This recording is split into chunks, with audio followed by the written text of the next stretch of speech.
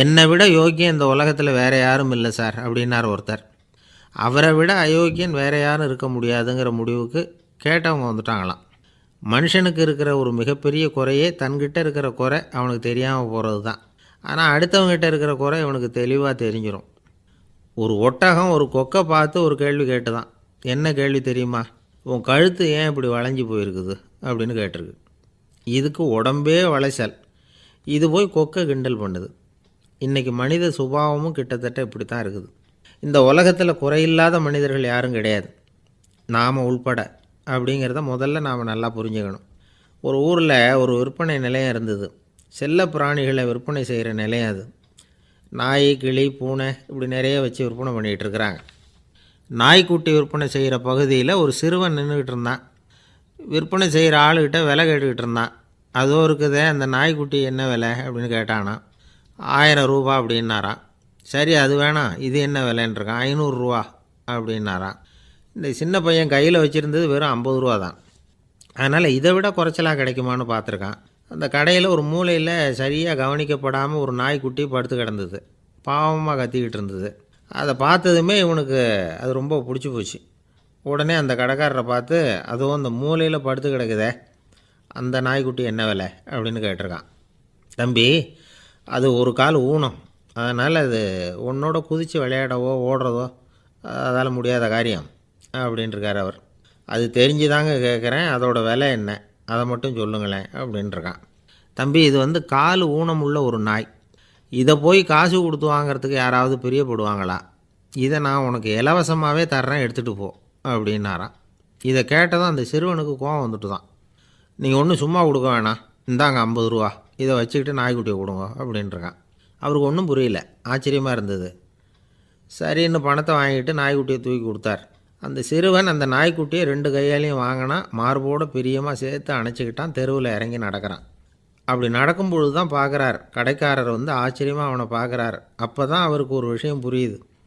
அந்த சிறுவன் தெருவில் நாய்க்குட்டியை மார்போடு அணைச்சிக்கிட்டு விந்தி விந்தி நடந்து போய்கிட்டு இருக்கிறான். ஆமாம், அவனுக்கும் ஒரு கால் ஊனம். இந்த நாய்க்குட்டியை யாருமே வாங்க மாட்டாங்கன்னு நினச்சிக்கிட்டு இருந்தார். குறையுள்ள அதுக்கும் ஒரு எஜமானன் கிடச்சிட்டான். அதனால் ஊனம் ஒரு குறை இல்லை அப்படிங்கிற உண்மையை அந்த கடைக்காரர் புரிஞ்சுக்கிட்டாரான். நம்மால் ஒருத்தர் கொஞ்சம் வயசானவர், எழுந்திரிச்சு சரியாக நடக்க முடியாது, சாய்வு நாற்காலியிலேயே எப்பவும் உட்காந்துருப்பார். அவர் தனக்கு துணையாக ஒரு நாயை பக்கத்தில் வச்சுருந்தார். அதுவும் ரொம்ப வயசான ஒரு நாய், எழுந்திரிக்கவே சிரமப்படும், நடக்கவும் முடியாது. அவர் பக்கத்துலேயே இதுவும் சோர்ந்து போய் படுத்து கிடக்கும். அந்த பெரியவரை பார்க்க வந்த ஒருத்தர் கேட்டார், ஏங்க, ஒரு சின்ன பையனை உங்களுக்கு துணையாக வச்சுக்கப்படாதா? இந்த நாயை உங்களுக்கு பாதுகாப்பாக வச்சுருக்கிறீங்களே, உங்களுக்கு ஒரு ஆபத்துன்னா இது எப்படி உங்களுக்கு உதவ முடியும் அப்படின்னார். அப்போ அவர் சொன்னாராம், எனக்கு ஒரு ஆபத்துன்னா அந்த சமயத்தில் இந்த நாய் என்னை தனியாக விட்டுட்டு ஓடி போயிடாமல் இருக்கணும்ல, அதுக்காக தான் இதை நான் வச்சுருக்கிறேன் அப்படின்னாராம். காசி மாநகரத்தை பிரம்மதத்தன் அப்படிங்கிற ராஜா ஆட்சி பண்ணிட்டு வந்தார். அவர் ஒவ்வொரு வருஷமும் ஒரு திருவிழா நடத்துறது வழக்கம். எல்லா தேசத்திலிருந்தும் எல்லா வகையான ஜனங்களும் அதில் கலந்துக்குவாங்க. ஒரு சமயம் அது மாதிரி விழா நடந்துக்கிட்டு இருந்தது. வைகுண்டத்திலேருந்து தேவலோகத்திலேருந்து நிறைய தேவகுமாரர்கள்லாம் காசி நகருக்கு அப்போது வந்திருந்தாங்க. அதில் முக்கியமாக ஒரு 4 தேவகுமாரர்கள். அந்த 4 பேரையும் சுற்றி ஏகப்பட்ட கூட்டம். அப்படி என்ன விசேஷம் அவங்கக்கிட்ட அப்படின்னா, மற்றவங்கள விட அவங்க முகம் அழகாக இருந்ததா அப்படி பார்த்தா அப்படியும் இல்லை. அவங்க அணிஞ்சிருந்த மலர் மாலைகள் தான் அதுக்கு காரணமாக. அந்த மலர்கள்லேருந்து அப்படி ஒரு அபூர்வமான நறுமணம். இதுக்கு முன்னாடி இப்படி ஒரு நறுமணத்தை அந்த ஊர் ஜனங்க அனுபவித்ததே இல்லை. அதுதான் அந்த 4 பேரையும் சுற்றி கூட்டம். எல்லோரும் கேள்வி கேட்க ஆரம்பித்தாங்க. உடனே அந்த 4 தேவகுமாரர்களும் எல்லாருக்கும் தெரியும்படியாக வானத்தில் எழும்பி கொஞ்சம் உயரமாக நின்றுக்கிட்டாங்க. கீழே நின்றுக்கிட்டு இருந்த அரசன்லேருந்து ஆண்டி வரைக்கும் ஒருத்தர் பாக்கி இல்லாமல் ஒரே குரலில் எல்லாரும் அவங்கள பார்த்து, எங்களுக்கும் இது மாதிரி மாலையை போட்டுக்கணும்னு ஆசையாக இருக்குது, அதுக்கு நீங்கள் தான் அருள் பண்ணணும் அப்படின்னு கேட்டுக்கிட்டாங்க. மாலை போட்டுக்கிறதுனா எல்லாருக்கும் ஆசையாக தானே இருக்கும். அந்த 4 தேவகுமாரர்களில் ஒருத்தர் புத்தர் பிரான். அவர் சொன்னார், பூலோகவாசிகளே, நான் சொல்கிறத கொஞ்சம் பொறுமையாக கேளுங்க. கக்காரு அப்படிங்கிற கற்பக விருஷத்தின் மலர்களால் தொடுக்கப்பட்டது இந்த மாலை. இதுக்கு நிறைய சக்தி உண்டு. எந்த காலமும் இது வாடாது, வாசனையும் குறையாது. ஆனால் இதை அணிந்து கொள்கிறதுக்கு சில தகுதிகள் தேவை அப்படின்னார். என்ன தகுதி அது சொல்லுங்களேன் அப்படின்னு ஏக காலத்தில் எல்லாரும் சத்தம் போட்டாங்க. தீய இயல்புகள் உள்ளவங்க, இழிந்த சிந்தனை, இழிந்த செயல் உள்ளவங்க இந்த மாலையை அணிய முடியாது அப்படின்னார். அவ்வளோதான். கூட்டத்தில் சத்தம் போட்டவங்கள்லாம் மெதுவாக அப்படி அடங்க ஆரம்பிச்சிட்டாங்க. இன்னொரு தேவகுமாரன் சொன்னார், அடுத்தவங்க பொருளை அபகரிக்காதவன், அடுத்தவங்களுக்கு கெடுதல் பண்ணக்கூடிய பொய் பேசாதவன், பேராசையினால் கெட்ட வழியில் பொருள் ஈட்ட நினைக்காதவன் இந்த மாலையை போட்டுக்கலாம் அப்படின்னார். கூட்டத்திலிருந்து யாரும் முன்னுக்கு வரல. ஒரே ஒரு ராஜகுரு மட்டும் கொஞ்சம் முன்னாடி வந்தார். பெரியவர், படித்தவர் அவர். எனக்கு தகுதி இருக்குது அந்த மாலையை போட்டுக்கிறதுக்கு அப்படின்னார். வேறு ஒன்றும் இல்லை, பொய் சொல்லியாவது அந்த மாலையை வாங்கிக்குவோமே அப்படின்னு முடிவு பண்ணிட்டார் அவர். அவ்வளோதான், மாலையை வாங்கிட்டார். அடுத்த தேவகுமாரன் பேசினார். யாருக்கு திடமான அறிவும் மனமும் இருக்குதோ, யாருக்கு நல்ல காரியங்களில் அசையாத ஈடுபாடு இருக்குதோ, நல்ல அரிய பொருள்களை தனியாக தான் மட்டும் அனுபவிக்க விரும்பாதவர் யாரோ அவர் முன்னாடி வந்து இந்த மாலையை வாங்கிக்கலாம் அப்படின்னார். அந்த தகுதியும் எனக்கு இருக்குன்னார் ராஜகுரு. மாலையை வாங்கி போட்டுக்கிட்டார். இன்னொரு ராஜகுமாரன் பேச ஆரம்பித்தார். அறநெறியில் செல்வம் சேர்க்கணும், ஆடம்பர பொருள்களுக்கு அடிமையாகக்கூடாது, வெற்றி அடைஞ்சாலும் கர்வம் வரக்கூடாது, அப்படிப்பட்டவங்க இந்த மாலையை போட்டுக்கலாம்னார். துணிஞ்சு பொய் சொல்லி அதையும் வாங்கி கழுத்தில் போட்டுக்கிட்டார் இந்த ராஜகுரு. இன்னொரு ராஜகுமாரன் சொன்னார், சான்றோர்களை நிந்திக்காதவங்க, புறம் பேசாதவங்க இந்த மாலையை போட்டுக்கலாம்னார். அதையும் வாங்கி போட்டுக்கிட்டார். திருவிழா முடிஞ்சுது, எல்லோரும் திரும்பி போயிட்டாங்க. மறுநாள் ராஜகுரு 4 மாலைகளையும் போட்டுக்கிட்டு ராஜசபைக்கு வரார். வந்தவர் ரொம்ப அவஸ்தையோடு வர்றார். மாலையெல்லாம் வாடி போயிட்டுது, வாசனை எதுவும் கிடையாது. அது மட்டும் இல்லை, அவருக்கு கடுமையான தலைவலி வேறு வந்துட்டுது. துடிச்சு போயிட்டார். மாலையை கழட்டவும் முடியல. ஜனங்கள்லாம் அவரை பார்த்து சிரிக்க ஆரம்பிச்சிட்டாங்க. என்னத்துக்கு ஆசைப்படணும், ஏன் இப்படி கஷ்டப்படணும் அப்படின்னு. ராஜா பார்த்தார். மறுபடியும் விழாவுக்கு ஏற்பாடு பண்ணினார். தேவகுமாரர்கள்லாம் வந்தாங்க. ராஜகுரு வந்தார். மக்கள் முன்னிலையில் அவங்க காலில் விழுந்தார், மன்னிப்பு கேட்டுக்கிட்டார். இந்த மாலையை போட்டுக்கிற தகுதி எனக்கு இல்லை. தகுதி இல்லாத ஒருத்தன் தகாத தகுதியை பொய் மூலம் பெறணும்னு ஆசைப்படுறாங்களே, அவங்களுக்கெல்லாம் என்னுடைய தண்டனை ஒரு எச்சரிக்கையாக இருக்கட்டும்னார். அதுக்கப்புறம் தேவகுமாரர்கள் அவர் கழுத்தில் இருக்கிற மாலையை கழட்டினாங்களாம். அந்த மாலைகளும் பழையபடி மனம் கொடுக்க ஆரம்பிச்சுட்டு தான். இதிலேருந்து நாம் தெரிஞ்சுக்க வேண்டியது என்னென்னா, நமக்கு தகுதி இல்லாத ஒரு கௌரவம் நம்மக்கிட்ட தானாக வந்தால் கூட அதை தவிர்த்து விடுறது தான் நல்லது. அதுதான் புத்திசாலித்தனம். ஒருத்தர் வந்தார். சார், எங்கள் இலக்கிய மன்ற விழாவுக்கு நீங்கள் தலைமை தாங்கணும்னார். உடனே இவர் சொன்னார், பேச்சாளர், சார், இலக்கியத்தை பற்றி பேசுகிற தகுதி எனக்கு இல்லையே அப்படின்னார். உடனே அவர் கூப்பிட வந்தவர் சொன்னார், அந்த தகுதி உங்களுக்கு இல்லைங்கிறது எங்களுக்கும் தெரியும் சார், அதனால தான் உங்களை தலைமை தாங்க கூப்பிட்றேன் அப்படின்னார். அது சரி, தலைமைன்னா அதுக்கு இவர் என்ன தான் அர்த்தம் பண்ணுறாருன்னு தெரியல. ஐயா, உங்கள் பேரை தொடர்ந்து தினம் கேட்டுக்கிட்டு இருக்கிறேன் அப்படின்னார் ஒருத்தர். தொடர்ந்து கேட்குறீங்களே, உங்களுக்கு காது வலிக்கலையா அப்படின்னு கேட்டோம். பேசுகிற உங்களுக்கே வாய் வலிக்கலை அப்படிங்கிறப்போ கேட்குற எங்களுக்கு எப்படி காது வலிக்கும் அப்படின்னார். நம்ம உடம்பில் ஒரு அதிசயம் என்ன தெரியுமா? ரொம்ப நேரம் நாம் நடக்கிறோம்னு வச்சுக்கோங்க, கால் வலிக்கும். ரொம்ப நேரம் வேலை செஞ்சால் கை வலிக்கும், உடம்பு வலிக்கும். ரொம்ப நேரம் பார்த்துக்கிட்டே இருந்தால் கண் வலிக்கும். ரொம்ப நேரம் பேசிக்கிட்டே இருந்தால் வாய் கூட வலிக்கும். ஆனால் ரொம்ப நேரம் கேட்டுக்கிட்டே இருக்கிறதுனால காது வலிக்கிறது இல்லை. அதனால் கேட்குறதுக்கு முக்கியத்துவம் கொடுத்தாங்க நம்ம பெரியவங்க. திருவள்ளுவர் தேவையில்லாமல் வார்த்தைகளை உபயோகப்படுத்த மாட்டார். ஒரு திருக்குறள்னு எடுத்துக்கிட்டாவே அதில் மொத்தம் 7 வார்த்தைகள், அவ்வளோதான். அப்படி 7 வார்த்தைகள் மட்டுமே உள்ள ஒரு திருக்குறளில் வள்ளுவர் ஒரே வார்த்தையை 5 தடவை உபயோகப்படுத்தியிருக்கிறார், திரும்ப திரும்ப பயன்படுத்தியிருக்கிறார். அப்படின்னா அதை எந்த அளவுக்கு வலியுறுத்தி சொல்கிறார் அப்படிங்கிறத நாம் புரிஞ்சுக்கணும். அது என்ன குறள்? செல்வத்துள் செல்வம் செவிச்செல்வம், அச்செல்வம் செல்வத்துள் எல்லாம் தலை.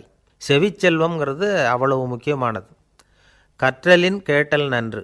அதிகம் கேட்கணுங்கிறதுக்காகத்தான் எவ்வளவு கேட்டாலும் காது வலிக்கிறதில்ல. குறைச்சலாக பேசணும், அதிகமாக கேட்கணும். இன்னொரு விஷயம் கவனிங்க, நம்ம உடம்பில் கண்ணுக்கு மூடி இருக்குது, எதையாவது நாம் பார்க்க விரும்பலைன்னா உடனே கண்ணை மூடிக்கலாம். நம்ம வாய்க்கு மூடி இருக்குது, பேச விருப்பம் இல்லையா, வாய் மூடிக்கலாம். மூக்குக்கு கூட மூடிக்கிற வசதி இருக்குது, எதையாவது முகர விருப்பம் இல்லையா, மூச்சை அடக்கிக்கலாம். ஆனால் பாருங்கள், காதுக்கு மூடி கிடையாது, அதை கையால் தான் மூட முடியும். யார் என்ன சொன்னாலும் அது நல்லதோ கெட்டதோ காதில் விழுந்துக்கிட்டு தான் இருக்கும். அறிவு தான் நல்ல விஷயங்களை எடுத்துக்கிட்டு கெட்ட விஷயங்களை விட்டுடணும். நல்ல கருத்துக்கள் நம்ம காதில் நிறைய விழுந்துக்கிட்டே இருக்கணும். அதை கேட்டு நாம் நல்லபடியாக வாழணுங்கிறது தான் படைப்பின் விருப்பம். ஆன்மீகவாதிகள் கூட ஒன்று சொல்லுவாங்க, அதாவது ஆன்மீக பாதையில் நீங்கள் முன்னேறணும்னா முதல்ல சிரவணம் செய்யணும்பாங்க. அதாவது பெரியவங்க சொல்கிற நல்ல கருத்துக்களை கேட்கணும் அப்படின்னு அதுக்கு அர்த்தம். அதனால் யார் நல்ல கருத்துக்களை சொன்னாலும் அதை காது கொடுத்து கேளுங்க. இவ்வளவு கருத்துக்களையும் நம்ம நேயர் ஒருத்தர்கிட்ட சொல்லிகிட்டு இருந்தோம். அவரும் சரி சரின்னு தலையாடிக்கிட்டே இருந்தார். அப்புறம் சொன்னார், நீங்கள் சொல்கிறது சரி தான் சார், காதுக்கு மூடி இல்லைங்கிறது ரொம்ப சரி. அதனால தான் உங்கள் தகவல் கூட நாங்கள் விரும்புகிறோமோ இல்லையோ தினம் காதில் விழுந்துக்கிட்டு இருக்குது அப்படின்னார். எங்களுக்கு ரொம்ப பெருமையாக இருந்தது. அப்படியா அப்படின்னோம். ஆனாலும் என்ன மாதிரி சில பேர் நீங்கள் தகவல் சொல்கிற சமயத்தில் காதில் மூடி இல்லையேன்னு சொல்லி கவலைப்படுறதில்ல சார் அப்படின்னார். ஏன்னு கேட்டோம். காதை மூடுறதுக்கு தானே வசதி இல்லை, ரேடியோவை மூடுறதுக்கு வசதி இருக்குதுல்ல, அதனால் டக்குன்னு அதை மூடி வச்சுருவோம் அப்படின்னார். ஜவஹர்லால் நேரு பிரதமராக இருந்த சமயம் அவர் ஒரு தடவை சென்னைக்கு வந்திருக்கிறார். இங்கே சில முக்கிய நிகழ்ச்சிகளில் கலந்துக்கிறதுக்காக வந்திருந்தார். ஆளுநர் மாளிகையில் ஒரு நாள் ராத்திரி தங்கி மறுநாள் புதுடெல்லி புறப்படுறதாக ஏற்பாடு. நிகழ்ச்சியிலெல்லாம் முடிச்சுக்கிட்டு ஆளுநர் மாளிகையில் தங்கியிருக்கிறார். அன்றைக்கு இரவு படிக்கிறதுக்கு ஒரு முக்கியமான புத்தகம் அவருக்கு தேவைப்பட்டது. அந்த சமயத்தில் உலக அளவில் ஒரு முக்கியமான பொருளாதாரம் சம்பந்தமான ஒரு புத்தகம் வெளியாகி இருக்கிற விஷயம் அவருக்கு தெரியும். அந்த புத்தகம் மெட்ராஸுக்கு வந்திருக்குமா, அது இங்கே கிடைக்குமா அப்படின்னு விசாரிச்சிருக்கிறார் நேருஜி. அவர் இப்படி கேட்ட உடனே அங்கே இருந்தவங்கள்லாம் ரொம்ப பரபரப்பாக செயல்பட ஆரம்பிச்சுட்டாங்க. முக்கியமான இடங்கள்ல எல்லாம் விசாரிச்சிருக்கிறாங்க, அந்த புத்தகம் உங்கள்கிட்ட இருக்கான்னு. சென்னையில் உள்ள கன்னிமாரா நூல் நிலையத்துக்கு எப்படியும் அந்த புத்தகம் வந்திருக்கணும் அப்படின்னு ஒரு நம்பிக்கை. அங்கே விசாரித்தாங்க. அந்த புத்தகம் 2 நாளைக்கு முன்னாடி தான் அங்கே வந்திருக்குது அப்படிங்கிற விஷயம் தெரிஞ்சுது. உடனே எல்லோரும் அங்கே ஓடினாங்க. அவங்களுக்கு இன்னொரு சந்தேகம், புத்தகம் வந்திருக்கு சரி, அது இந்த சமயத்தில் வேறு யாரும் படிக்கிறதுக்கு எடுத்துகிட்டு போயிருக்கக்கூடாதே அப்படிங்கிற சந்தேகம் இருந்தாலும் மனசுக்குள்ளே ஒரு தைரியம். இப்படி ஒரு புத்தகம் வெளிவந்திருக்கிற விஷயமே நேருஜி சொல்லி தான் நமக்கே தெரியும். அதுவும் இல்லாமல் உலக பொருளாதாரம் சம்பந்தமான ஏதோ ஒரு புத்தகம் அது. அதை போய் இந்த நேரத்தில் அவ்வளவு ஆர்வமாக யார் எடுத்துகிட்டு போயிட போகிறாங்க அப்படிங்கிற தைரியம். இந்த தைரியத்தோடு அந்த நூல் நிலையத்துக்கு ஓடினாங்க. புத்தகத்தை தேடினா அது கிடைக்கல, யாரோ எடுத்துகிட்டு போயிருக்கிறாங்க. நேருவுக்கு மட்டுமே தெரிஞ்சிருந்த அந்த புத்தகம் பற்றின விஷயம் சென்னையில் வேற ஒருத்தருக்கும் தெரிஞ்சிருக்குது. உடனே எல்லாரும் பரபரப்பாக அந்த அதுக்குன்னு இருக்கிற ரிஜிஸ்டர் இருக்குல்ல, பதிவேடு, அதை புரட்டி பார்க்குறாங்க யார் எடுத்துகிட்டு போகிறாங்கன்னு தெரிஞ்சுக்கிறதுக்காக. எடுத்துகிட்டு போனவங்க அதில் கையெழுத்து போட்டிருப்பாங்கல்ல, அதை பார்த்து யாருன்னு தெரிஞ்சுக்கலாம் அப்படிங்கிறதுக்காக தான் அதை புரட்டுறாங்க. அதோ அந்த புத்தகத்தோட பேர் பக்கத்தில் அதை எடுத்துக்கிட்டு போனவங்க கையெழுத்து உத்து பார்க்குறாங்க எல்லாரும். அதில் போட்டிருக்குது பேர் CN அண்ணாதுரை அப்படின்னு எழுதியிருந்தது. அவர் தான் பேரறிஞர் அண்ணா. நேரு படிக்க விரும்பின ஒரு புத்தகத்தை அதே நேரம் படிக்க விரும்பின இன்னொரு தலைவர் இவர். படிக்கிறதுல அவருக்கு இருந்த ஆர்வத்தை நாம் தெரிஞ்சுக்கணும்னா அதுக்கு எவ்வளவோ சம்பவங்கள் இருக்குது. கடைசி காலத்தில் அவர் அடையாறு மருத்துவமனையில் படுத்திருக்கிறார். அவருக்கு ஒரு முக்கியமான அறுவை சிகிச்சை செய்ய வேண்டியிருக்குது அவசரமாக. அமெரிக்காவிலேருந்து டாக்டர் மில்லர் வந்திருக்கிறார். அவர்கிட்ட கேட்குறார், டாக்டர் நாளைக்கே அறுவை சிகிச்சை செய்ய போகிறீங்களா அப்படின்னு. ஆமாங்கிறார் டாக்டர் மில்லர். நாளைக்கு மறுநாள் செஞ்சுக்கிறேனே அப்படின்னாரான் அண்ணா. ஏன் ஏதாவது நாள் பார்க்குறீங்களான்னு கேட்டிருக்கார். இல்லை, ஒரு புத்தகத்தை படிச்சுக்கிட்டு இருக்கிறேன், அதை நாளைக்குள்ளே முடிச்சிருவேன், அதுக்கப்புறம் நான் இறந்தாலும் கவலை இல்லை அப்படின்னாரான் இவர். அவர் தான் அறிஞர் அண்ணா. சங்ககால நூல்கள்லேருந்து சமீபத்தில் வந்த நூல்கள் வரைக்கும் எல்லாம் அவர் படிச்சிருக்கிறார். ஒரு திருமண விழாவில் அவர் பேசும்பொழுது சொன்ன விஷயம் இது. சங்க காலத்தில் காதலியை மணக்க விரும்புகிறவனுக்கு அவனுடைய தந்தை வீர சோதனைகள்லாம் வைப்பார். போய் புலிப்பல் கொண்டுக்கிட்டு வா, அப்போ தான் என் பொண்ணை கொடுப்பேன் அப்படின்னு சொல்லுவார். காதலன் உடனே காட்டுக்கு போவான், ஒரு புலியை கொன்று அதனுடைய பல்லை கொண்டுக்கிட்டு வருவான். அதை வீர பதக்கத்தில் பதிச்சு அவனுக்கு மாமனார் சூட்டுவார் கல்யாண சமயத்தில். இப்போலாம் காதலன் கிட்ட அப்படி சொல்ல முடியாது. இப்போலாம் காதலன்கிட்ட காட்டுக்கு போய் புலிப்பல் கொண்டுக்கிட்டு வான்னு யாராவது சொன்னால் புலி தான் மாப்பிள்ளையாக வந்து சேரும் அப்படின்னார். கங்கைக்கரை தோட்டம் பக்கத்தில் ஒரு ஆசிரமம், அங்கே ஒரு பெரியவர் தங்கியிருக்கிறார். அவர் தான் ராமகிருஷ்ண பரமஹம்சர். அந்த ஆசிரமம் இருந்த இடம் கரக்பூர். வங்காளத்தில் பொதுவாக எல்லோரும் மீன் சாப்பிட்றது உண்டு. கங்கையில் குளிச்சுட்டு கையில் ஒரு மீனோடு வர்றது வழக்கம். இவர் இருக்கிற இடத்துக்கு கங்கையில் படகு வழியாக வரணும். அப்படி தான் எல்லோரும் வருவாங்க. வர்றவங்கள ஒன்று கூட்டி ஆன்மீக விஷயங்களை பற்றி பேசிக்கிட்டு இருப்பார். ஒவ்வொரு நாள் ஒவ்வொருத்தர் நகரத்துக்கு போகணும். வரும்பொழுது மீன் கொண்டுக்கிட்டு வரணும். அதுக்கு ஒரு அட்டவணையே உண்டு ஆசிரமத்தில். அது பிரகாரம் ஒரு நாள் சுவாமி யோகானந்தர் படகில் போனார். படகை செலுத்தினவங்க ராமகிருஷ்ணரையும் சுவாமி யோகானந்தரையும் மற்றவங்களையும் பித்தர்கள் அப்படின்னு சொல்லி ஏளனமாக பேசினாங்க. அவங்க என்ன பைத்தியம் பிடிச்சவங்க அப்படிங்கிறது மாதிரி. சுவாமி யோகானந்தருக்கு ரொம்ப மென்மையான இதயம். இவங்க இப்படி கண்ணாபின்னான்னு பேசுகிறத பார்த்தா மீனை வாங்கிட்டு திரும்புகிறப்போ என்ன நடக்குமோ அப்படிங்கிற பயம் வேறு வந்துட்டுது அவருக்கு. அவ்வளவு மென்மையானவர். இதை தெரிஞ்சுக்கிட்ட ராமகிருஷ்ணர், யோகானந்தா இங்கே வா அப்படின்னு கூப்பிட்டார். இவர் கண்ணீரை துடைச்சிக்கிட்டே கிட்ட போனார். சொன்னார், ஐயா, படகு ஓட்டுறவங்க உங்களை பற்றி மோசமாக பேசுகிறாங்க. என்ன திட்டினா பரவாயில்ல, ஆனால் உங்களை அவங்க திட்டுறாங்க. அதை என்னால் தாங்கிக்க முடியல அப்படின்னார். இதை கேட்டதும் ராமகிருஷ்ணருக்கு கோபம் வந்துட்டு தான்.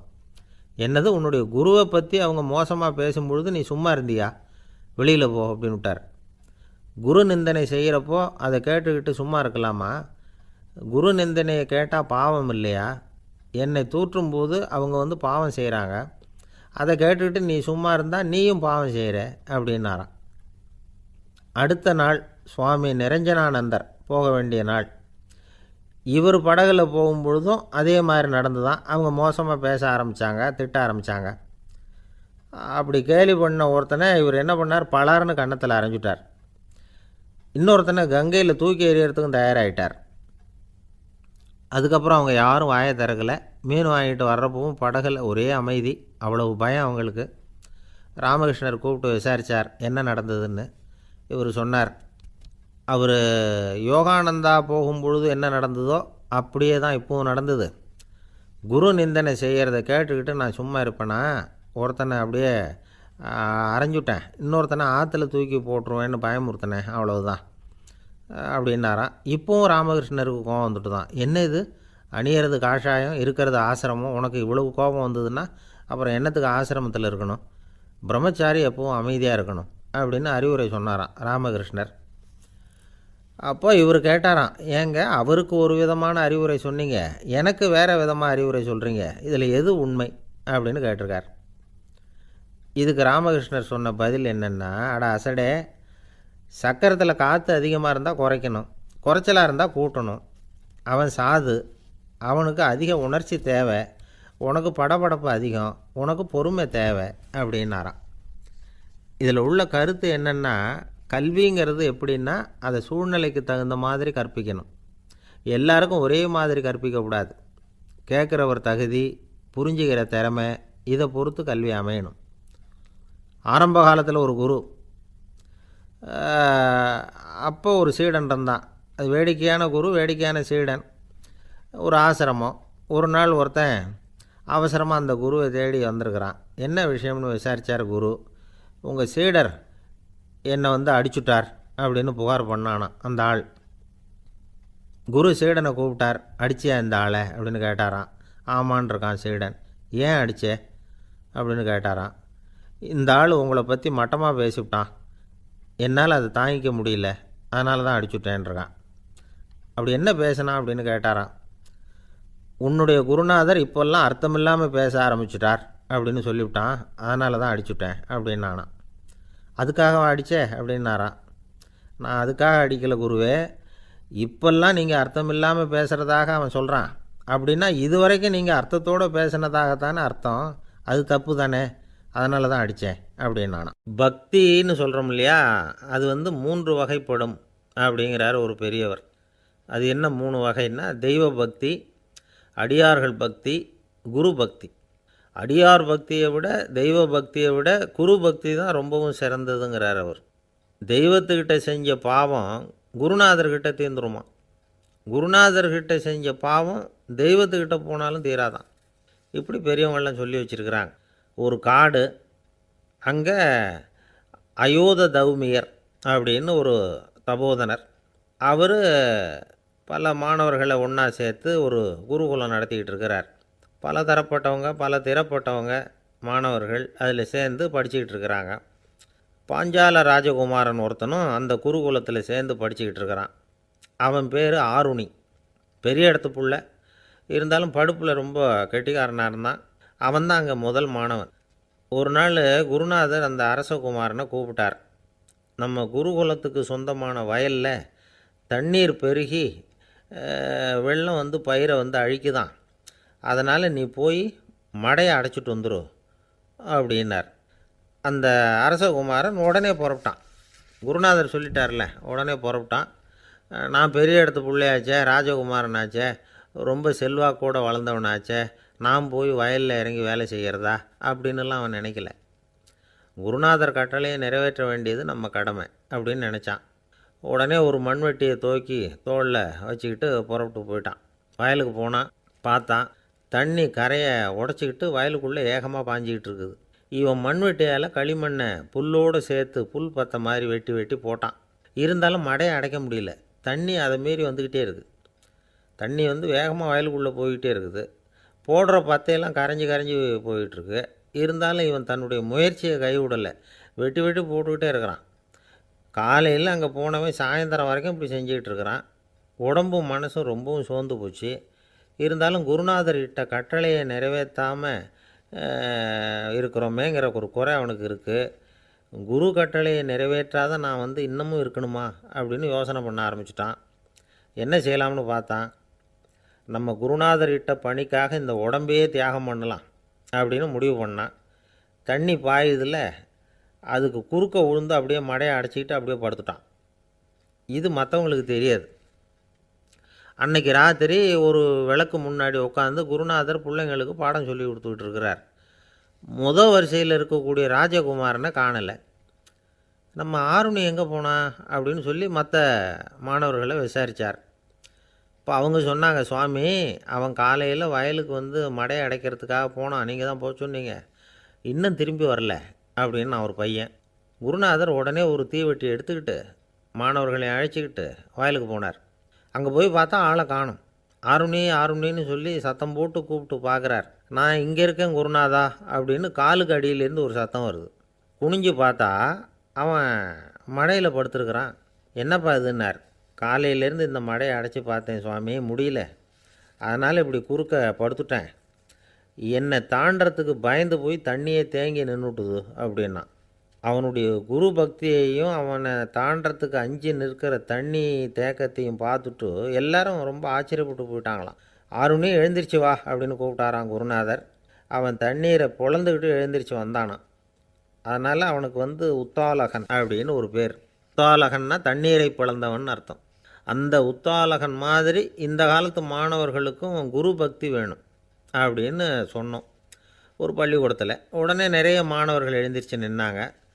சார், நீங்கள் எங்களை வந்து இன்னமும் சரியாக புரிஞ்சுக்கலன்னு நினைக்கிறோம். அன்னைக்காவது ஒருத்தன் அப்படி இருந்தான், இன்றைக்கி ஏகப்பட்ட உத்தாலகர்கள் இருக்கிறோம். எங்கள் வாத்தியார் கட்டளை இட்டால் இப்போவே அது மாதிரி வயலுக்கு போய் மடையில் குறுக்கப்படுத்துக்கிறதுக்கு இந்த வகுப்பில் உள்ள அத்தனை பேரும் தயாராக இருக்கிறோம் அப்படின்னாங்க. அப்படியா அப்படின்னு சொல்லி கேட்டோம் ரொம்ப சந்தோஷமாக. ஒருத்தன் ரொம்ப அடக்கமாக எழுந்திரிச்சான். அப்புறம் சொன்னான், ஆமாம் சார், வகுப்பில் வந்து இவர் நடத்துகிற பாடத்தை கேட்டுக்கிட்டு இருக்கிறத விட பேசாமல் போய் மடையில் படுத்துடுறது ஒன்றும் கஷ்டமான காரியமாக இருக்காது, அதனால தான் எல்லோரும் அங்கே போகிறேன்னு சொல்கிறோம் அப்படிங்கிறான். துருக்மேனியாவில் அஷ்காபாத் அப்படின்னு ஒரு நகரத்தில் ஒரு புவியியல் விஞ்ஞானி இருந்தார். அவர் ஒரு நாய்க்குட்டி வளர்த்தார். ஒரு நாள் முன்னிரவு நேரம் ஒரு மேஜைக்கு முன்னாடி உட்காந்து அந்த விஞ்ஞானி ஏதோ கணக்கு போட்டுக்கிட்டு இருக்கிறார். அவருக்கு ஒரு சின்ன பெண் குழந்தை, அது தொட்டிலில் தூங்கிட்டு இருக்குது. அந்த நாய்க்குட்டியும் ஒரு மூலையில் படுத்து அது பாட்டுக்கு தூங்கிட்டு இருந்தது. ஒரே அமைதி.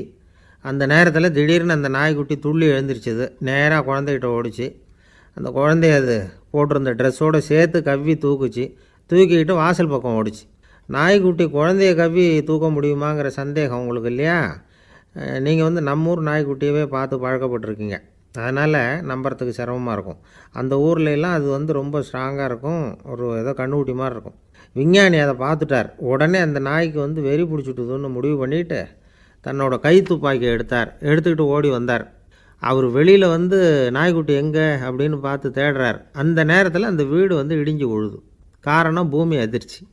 இப்படி பூமி அதிர்ச்சி உண்டாக போகுதுங்கிறது அந்த நாய்க்குட்டிக்கு முன்னாடியே தெரிஞ்சு போச்சு. அதுதான் குழந்தைய தூக்கிட்டு வெளியில் ஓடி வந்திருக்குது. அது மூலமாக அந்த குடும்பத்தையே காப்பாற்றிருக்குது அந்த நாய்க்குட்டி.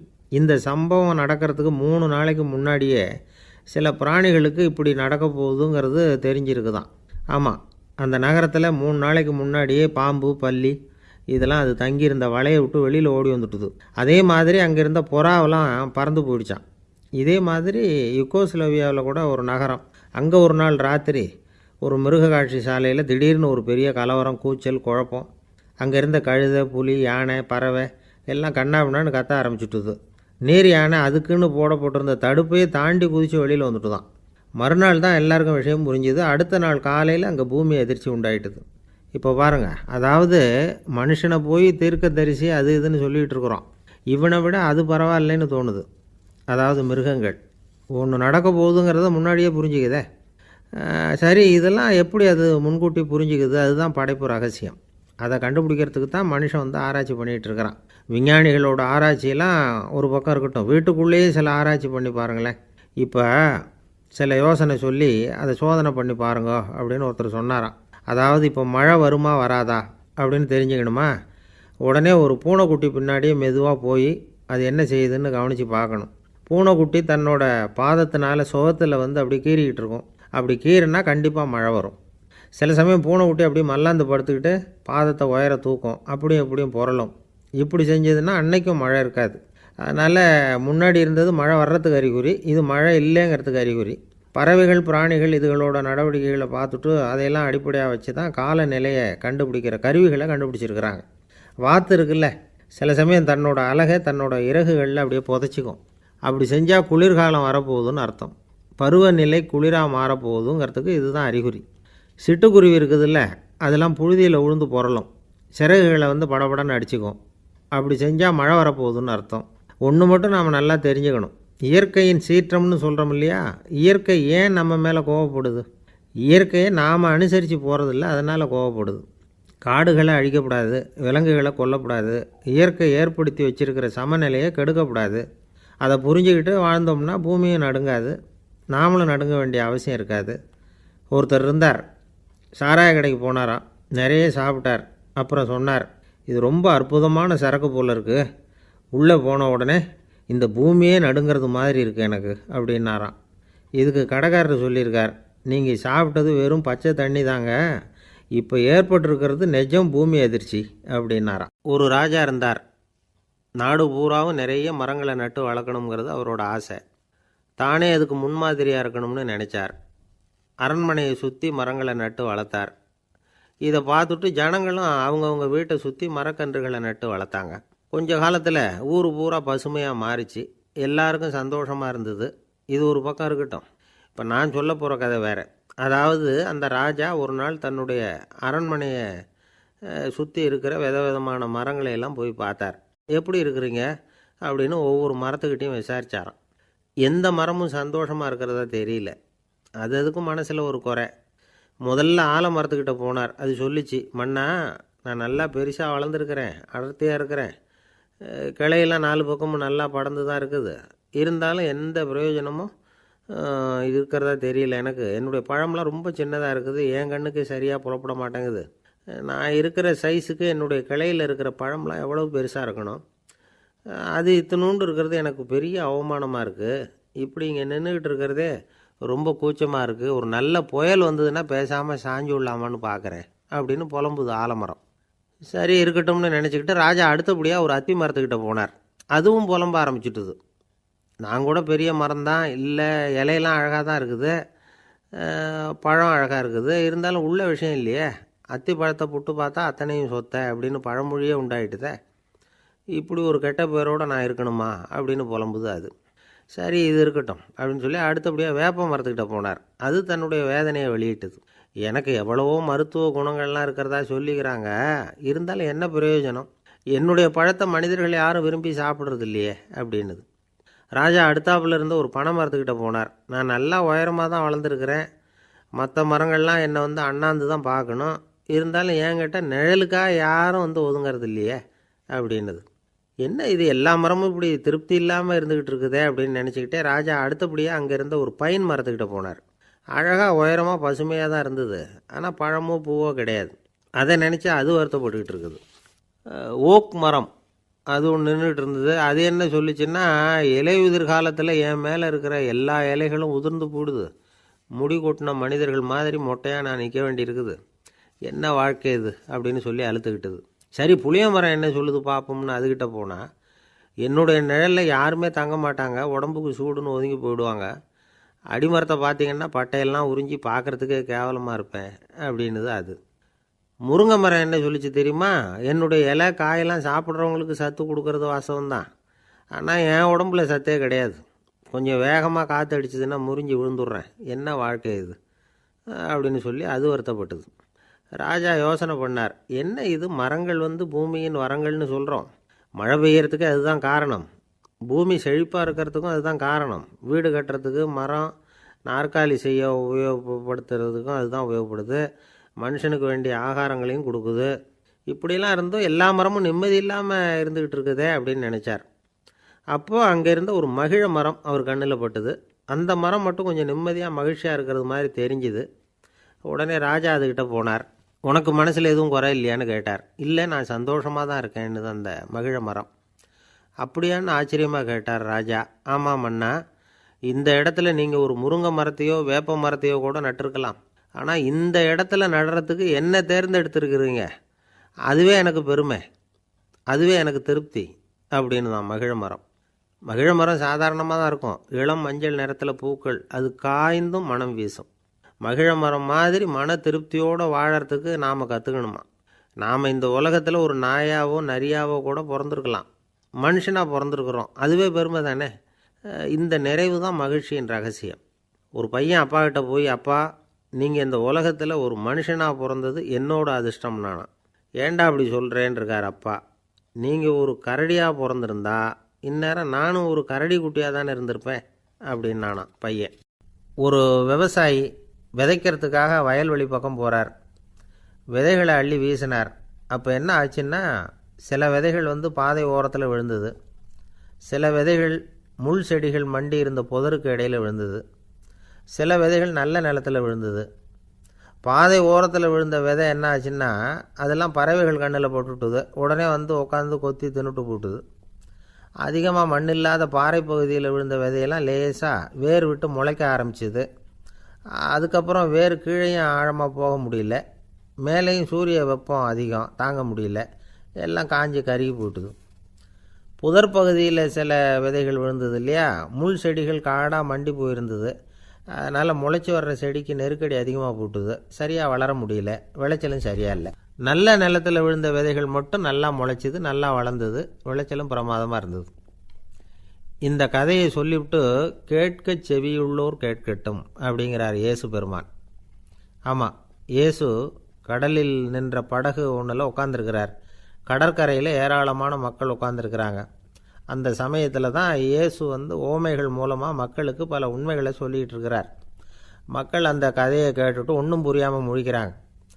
அதை கவனித்த இயேசு அந்த ஓமையை விளக்க ஆரம்பித்தார்.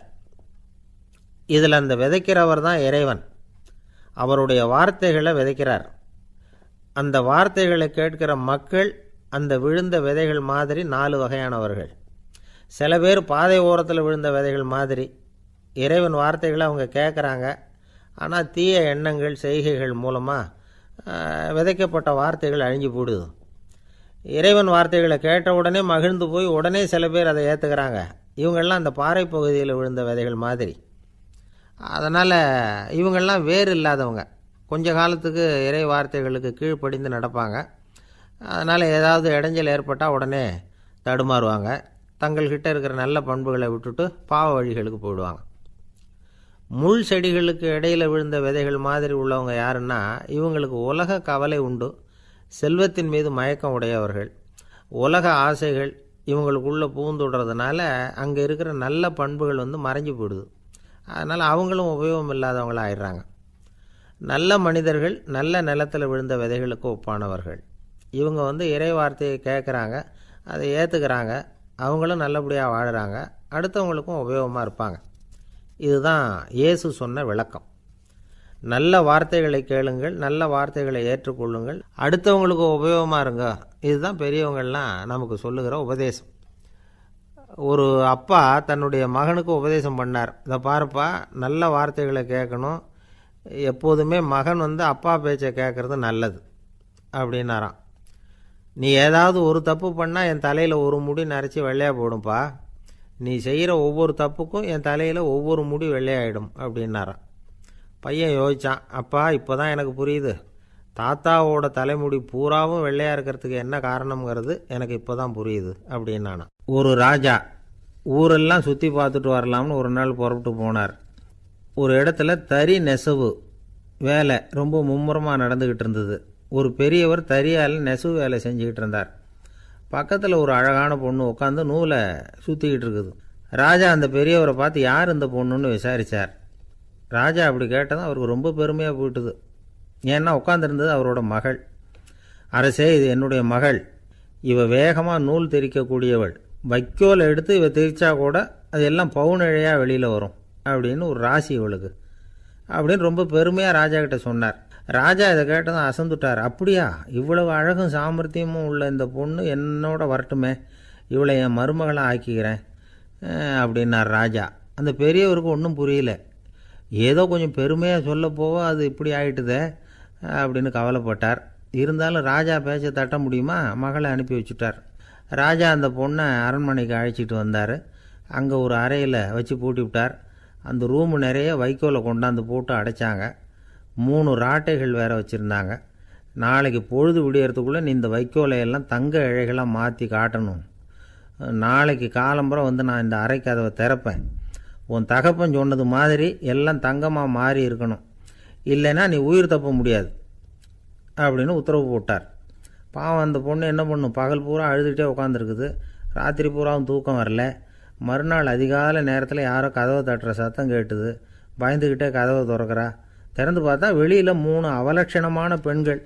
ஒருத்திக்கு கால் அகலமாக முறை மாதிரி இருக்குது, இன்னொருத்திக்கு கட்டை விரல் கரண்டி மாதிரி பெருசாக இருக்குது, 3ஆவது பொண்ணுக்கு உதடு தடித்து ரப்பர் மாதிரி தொங்கிக்கிட்டு இருக்கு. யார் நீங்கள், உங்களுக்கு என்ன வேணும் அப்படின்னு கேட்குது இந்த பொண்ணு. நாங்கள் உங்களுக்கு உதவி செய்கிறதுக்கு தான் வந்திருக்கிறோம் அப்படின்னு சொல்லி உள்ளே வந்தாங்க. உட்காந்தாங்க. கொஞ்ச நேரத்துக்குள்ளே உள்ளே இருந்த வைக்கோலையெல்லாம் தங்க இழைகளாக மாற்றி கொடுத்துட்டு போயிட்டாங்க. காலையில் ராஜா வந்தார், பார்த்தார். ஆகா பேஷுன்னார். இன்னும் கொஞ்சம் வைக்கோலை கொண்டாந்து அந்த ரூமில் போட சொன்னார். இந்த வைக்கோலையும் இன்றைக்கி தங்கமாக மாற்றிவிடு, நாளைக்கு மறுநாள் உனக்கும் இளவரசனுக்கும் கல்யாணம்னு சொல்லிவிட்டார். இன்றைக்கி ராத்திரி அந்த 3 பொண்ணுங்களும் வந்தாங்க. வைக்கோலை பொண்ணு இழைகளாக மாற்றினாங்க, புறப்பட்டாங்க. இந்த பொண்ணு அவங்க காலில் விழுந்து வணங்கினா. என் உசுரை காப்பாற்றினீங்க, உங்களுக்கு நான் என்ன கைமாறு செய்ய போகிறேன் அப்படின்னா. பயப்படாத, நீ விரும்பினா எங்களுக்கு ஒரு உதவி செய்யலாம். உன்னுடைய கல்யாணத்துக்கு நாங்கள் 3 பேரும் வரோம். நீ எங்களை வரவேற்று ராஜாக்கிட்டேயும் இளவரசர்கிட்டையும் நாங்கள் உன்னோட பெரியப்பா பொண்ணுங்கன்னு சொல்லி அறிமுகப்படுத்தி வை, நாங்கள் விருந்து சாப்பிட்டுட்டு போயிடுறோம் அப்படின்னாங்க. ரொம்பவும் சந்தோஷமாக சரின்னு ஒத்துக்கிட்டா. கல்யாண நாள் வந்தது. கல்யாணம் ரொம்ப கோலாகலமாக நடந்துக்கிட்டு இருக்கு. எல்லா தேசத்து ராஜா ராணிகளும் வந்துக்கிட்டு இருக்கிறாங்க. அந்த 3 அவலட்சணமான பொண்ணுங்களும் சேர்ந்தாங்க. யார் இவங்கன்னு கேட்டார் ராஜா. என் பெரியப்பா பொண்ணுங்க அப்படின்னா அந்த பொண்ணு. காலும் உதடும் கட்டை விரலும் ஏன் இப்படி உங்களுக்கு அவலட்சணம் ஆயிட்டுது அப்படின்னு கேட்டார். அதுக்கு அந்த பொண்ணுங்க பதில் சொன்னாங்க. என்ன செய்கிறது, ஓயாமல் வைக்கோலை நூற்று ஒருத்தியோட கட்டை விரல் அப்படி கரண்டி மாதிரி ஆயிட்டுது, நாக்கில் தொட்டு தொட்டு திரிச்சதுனால ஒருத்தியோட உதடு அப்படி ஆயிட்டுது, காலால் கட்டையை அழுத்தி அழுத்தி தறி போட்டதுனால இன்னொருத்தையோட கால் அப்படி ஆயிட்டுது. உங்கள் மருமகளாக வந்திருக்கிற இந்த பொண்ணு அந்த 3ஐயுமே செய்ய தெரிஞ்சவ தான், என்ன ஆக போதும் இன்னும் கொஞ்ச நாளில் அப்படின்னாங்க. அவ்வளவுதான். ராஜா பயந்துட்டார். அம்மா, இன்னையிலேருந்து நீ இளவரசனின் மனைவி, நீ எப்பவும் அழகாக இருக்கணும், அதனால் நீ இனிமேல் வைக்கோலை திரிக்கவே கூடாது அப்படின்னு உத்தரவு போட்டார். அவளை இக்கட்டான சூழ்நிலையிலேருந்து காப்பாற்றின அந்த 3 பொண்ணுங்களும் சந்தோஷமாக திரும்பி போயிட்டாங்களாம். சுவாமி சின்மயானந்தர் இந்த கதையை சொல்லியிருக்கிறார். தன்னலம் மறந்து சுயலாபத்தை தியாகம் செய்கிறது வைக்கோல்லேருந்து தங்க இழையை நூக்கிறது மாதிரி அப்படிங்கிறார் அவர். அது இருக்கட்டும், இப்போ நம்ம கதைக்கு வருவோம். ஒரு ராஜா தன்னோட மகனுக்கு சுயவரம் நடத்தினார். எல்லா தேசத்திலிருந்தும் ராஜகுமாரர்கள் வந்திருந்தாங்க. ராஜகுமாரியை கல்யாணம் பண்ணிக்கலாம்ங்கிற ஆசையில் சுயம்பர மண்டபத்திலேருந்து எல்லா ராஜகுமாரர்களும் அலறி அடிச்சுக்கிட்டு வெளியில் ஓடி வந்துக்கிட்டு இருக்கிறாங்களாம். ஏன் இப்படி எல்லாரும் மிரண்டு போய் ஓடி வர்றாங்கன்னு கேட்டார் ஒருத்தர். அதுக்கு இன்னொருத்தர் விவரம் சொன்னார். ராஜகுமாரியை இன்றைக்கி தான் அவங்க நேரில் பார்த்தாங்களாம். அதுதான் அப்படி ஓடி வந்துக்கிட்டு இருக்கிறாங்க அப்படின்னார். ஒரு ஊரில் ஒரு ராஜா இருந்தார். அவர் அடிக்கடி காட்டுக்கு வேட்டையாட போவார். சில நண்பர்களையும் கூட அழைச்சிக்கிட்டு போவார். காட்டுக்கு போனதும் ஆளுக்கு ஒரு பக்கமாக போய் வேட்டையாடுவாங்க. சாயந்தரமாக திரும்பி வருவாங்க. மறுநாள் அரண்மனையில் உட்காந்து ஒவ்வொருத்தரும் அவங்க அனுபவங்களை எல்லாம் சொல்லிக்குவாங்க. அவங்கவுங்க வீரத்துக்கு தகுந்த மாதிரி பரிசை அந்த ராஜா கொடுப்பார். இது மாதிரி ஒரு தடவை எல்லோரும் வேட்டைக்கு போயிட்டு திரும்பி வந்ததும் உட்காந்து பேச ஆரம்பிச்சிருக்கிறாங்க. ஒருத்தன் சொன்னான், தன்னுடைய வீர தீர செயலை பற்றி அளக்க ஆரம்பிச்சிட்டான். ஏன்னா அது அதுக்கு பரிசு கிடைக்க போகுதில்ல, அதனால். அவன் என்ன சொன்னான் தெரியுமா? அரசே, நேற்றுக்கு காட்டில் என்னாச்சு தெரியுமா? எனக்கு நேராக ஒரு சிங்கம் வாயை திறந்துக்கிட்டு வந்துட்டுது. நான் பயப்படவே இல்லை. உடனே ஒரு கல்லை எடுத்து குறி பார்த்து வீசினேன். சிங்கத்து வாய்க்குள்ளே போய் அந்த கல் மாட்டிக்கிட்டுது. அவ்வளவுதான். அந்த சிங்கம் என்னை பார்த்துட்டு பயந்துட்டு ஒரே ஓட்டமாக திரும்பி ஓடி போயிட்டுது அப்படின்னா. ஆஹா பலே அப்படின்னு எல்லாரும் கை தட்டினாங்க. ரெண்டாவது ஆள் ஒருத்தன் எழுந்திரிச்சான். அவன் சொல்ல ஆரம்பித்தான், அரசே, நான் போன வழியில் 2 பெரிய மலைப்பாம்பு கிடந்தது. என்னை முழுங்கிறதுக்கு வந்தது. நான் என்ன பண்ணேன் தெரியுமா? அந்த 2 பாம்போட வாலையும் ஒன்றா சேர்த்து முடிச்சு போட்டுட்டேன். அவ்வளவுதான். அது அங்கே இழுக்க இது இங்கே இழுக்க முடிச்சு நல்லா இறுகி போட்டுது அப்படின்றான். ஆஹா அற்புதம்னு சொல்லி எல்லாரும் கை தட்டினாங்களாம். அடுத்தபடியாக 3வது ஆள் ஒருத்தன் வந்தான். அவன் சொல்ல ஆரம்பித்தான், மன்னா, நான் போன பாதையில் குறுக்க ஒரு ஆறு. அதில் இறங்கி குளித்தேன். யாரோ காலை பிடிச்சி இழுக்கிறது மாதிரி இருந்தது. திரும்பி பார்த்தா ஒரு பெரிய முதலை. நான் உடனே அப்படியே ஒரு துள்ளல் துள்ளி அது முதுகில் போய் உக்காந்துக்கிட்டேன். அதை அப்படியே கரைக்கு நீந்த வச்சேன். கரைக்கு வந்து சேர்ந்ததும் அப்படியே ஒரே துள்ளி குதித்து கரைக்கு வந்துட்டேன் அப்படின்றான். அவன் தன்னுடைய வீரத்தை அப்படி சொல்லியிருக்கான். அடடா எப்பேற்பட்ட வீரம் அப்படின்னு எல்லாரும் கை தட்டினாங்களாம். 4வது ஆள் எழுந்திரிச்சான். மன்னா, நான் போன இடத்துல ஒரு கரடி வந்து என்னை துரத்த ஆரம்பிச்சுட்டுது. நான் ஒரு மலை உச்சிக்கு வந்துட்டேன். அதுக்கப்புறம் ஒரு அடி எடுத்து வச்சாலும் அதில் பாதாளத்தில் விழ வேண்டியது தான்.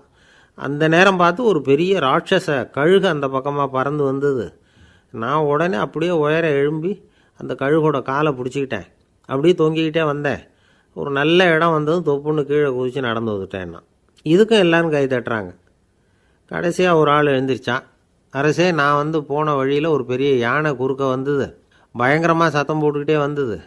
நான் பயந்து ஓடலை. உடனே என்ன பண்ணேன் தெரியுமா? அந்த யானையோட வாலை பிடிச்சி தூக்கினேன். தலைக்கு மேலே தூக்கி கரன்னு சுற்றினேன். வேகமாக சுற்றி வீசி எறிஞ்சேன். அவ்வளவுதான். அதே ஸ்பீடில் அந்த யானை மேலே போக ஆரம்பிச்சுட்டுது. இன்னும் கூட அது போய்கிட்டே தான் இருக்குது, கீழே விழவே இல்லைன்னா. இதை கேட்டதும் ராஜாவுக்கு கோபம் வந்துட்டுது. என்ன முட்டாள்னு நினச்சிக்கிட்டு பேசுகிறியா? யானையை வந்து நீ வாலை பிடிச்சி தூக்குன, அதை நான் நம்பணுமா அப்படின்னார். உடனே இவன் பணிவாக பதில் சொன்னான். அரசே, ஒரு சிங்கத்து வாயில் கல் மாட்டிக்கிட்டதை நம்புறீங்க. மலைப்பாம்பு வாலை பிடிச்சி முடிச்சு போட்டதை நம்புறீங்க. முதல்ல முதுகில் சவாரி பண்ணதையும் நம்புறீங்க. கழுகு காலை பிடிச்சிக்கிட்டு பறக்கிறதையும் நம்புறீங்க. அப்படி நம்புறப்போ நான் சொன்னதை மட்டும் நம்பக்கூடாதா அப்படின்னு கேட்டானான். பொய் சொன்னவங்கெல்லாம் தலையை தொங்க போட்டுக்கிட்டாங்களாம். ராஜா அவங்கள பார்த்து சொன்னாராம், நீங்கள் எல்லாரும் என்னை முட்டாளாக்கியிருக்கிறீங்க. கடைசியாக பேசின இவன் தான் எனக்கு உண்மை எது பொய் எதுங்கிறத புரிய வச்சிருக்கிறான். இவன் தான் உண்மையான தைரியசாலி அப்படின்னு சொல்லி அவனுக்கே பரிசையெல்லாம் கொடுத்து பாராட்டினாராம். இப்படி ஒரு கதை. உண்மையை நிலைநாட்டுகிறவன் தான் உண்மையான வீரன் அப்படிங்கிறத இதிலிருந்து நாம் புரிஞ்சுக்கணும். இந்த காலத்துல எல்லாம் பொய் சொன்னால் தான் பிழைக்க முடியுங்கிறது ஒரு சில பேரோட நம்பிக்கை. ஒரு அப்பாவுக்கு தன் மகனுக்கு பொய் சொல்ல தெரியலையேங்கிற கவலை. பொய் சொன்னால் தான் இந்த உலகத்தில் பிழைக்கலாம், ஆனால் இவனுக்கு அது தெரியலையே, அதனால் இவனை அழைச்சிட்டு போய் நடுக்கடலில் விட்டுட்டு வந்துடுவோம் அப்படின்னு அழைச்சிட்டு புறப்பட்டான்.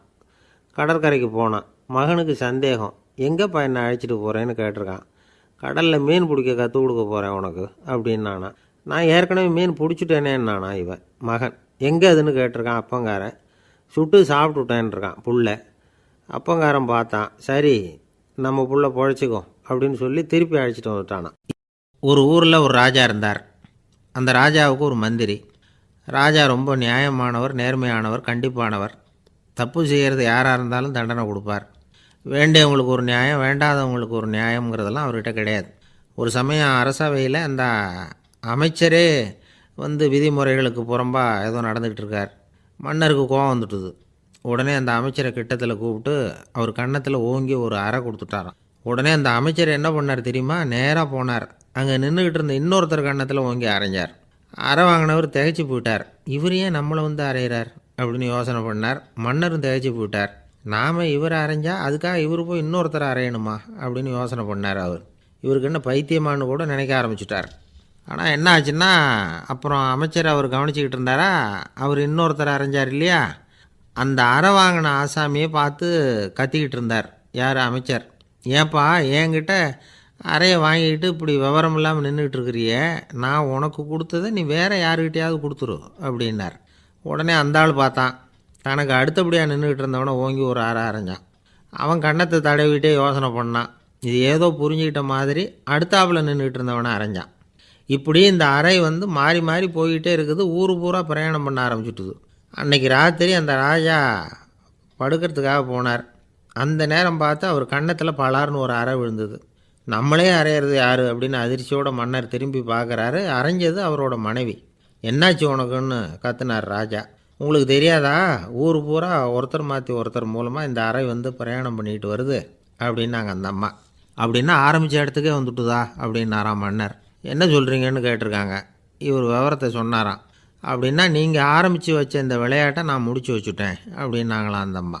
மறுநாள் காலை மறுபடியும் அரசவை கூடிச்சு அந்த அமைச்சர் மன்னரை பார்த்து கேட்டார்.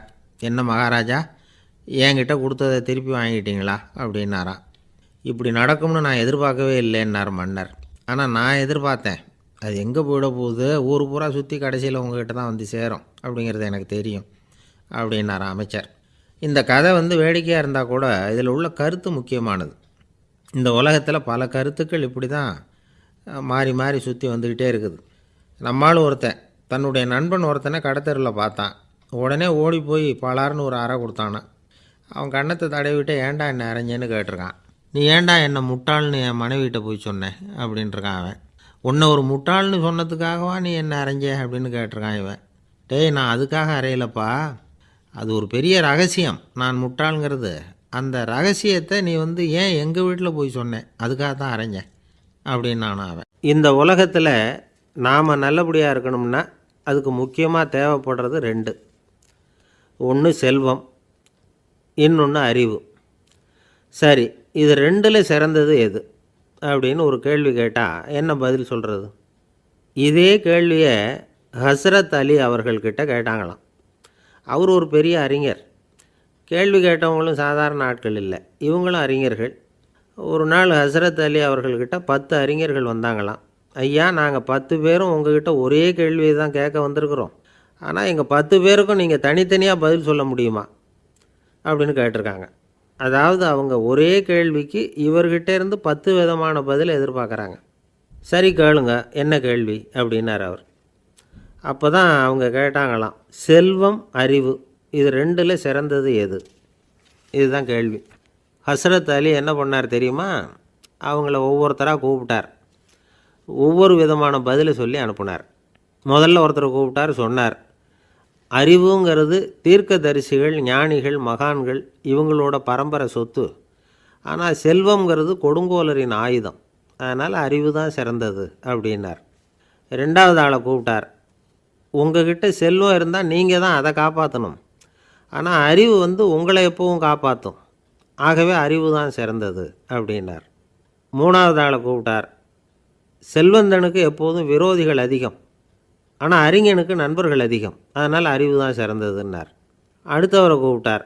செல்வம் அடுத்தவங்களுக்கு கொடுக்க கொடுக்க குறையும், ஆனால் கல்விங்கிறது அதிகரிச்சுக்கிட்டே வரும், கொடுக்கறதுனால குறையாது, அதனால் அறிவு தான் சிறந்ததுன்னார். இன்னொருத்தரை கூப்பிட்டார். அறிவுள்ளவன் எப்பவும் வந்து அதை அடுத்தவங்களுக்கு வாரி வழங்கிக்கிட்டே இருப்பான், அதனால் அவங்ககிட்ட தாராளத்தன்மை இருக்கும், ஆனால் செல்வந்தன்கிட்ட கஞ்சத்தனம் தான் இருக்கும், அதனால் அறிவு தான் சிறந்ததுன்னார்.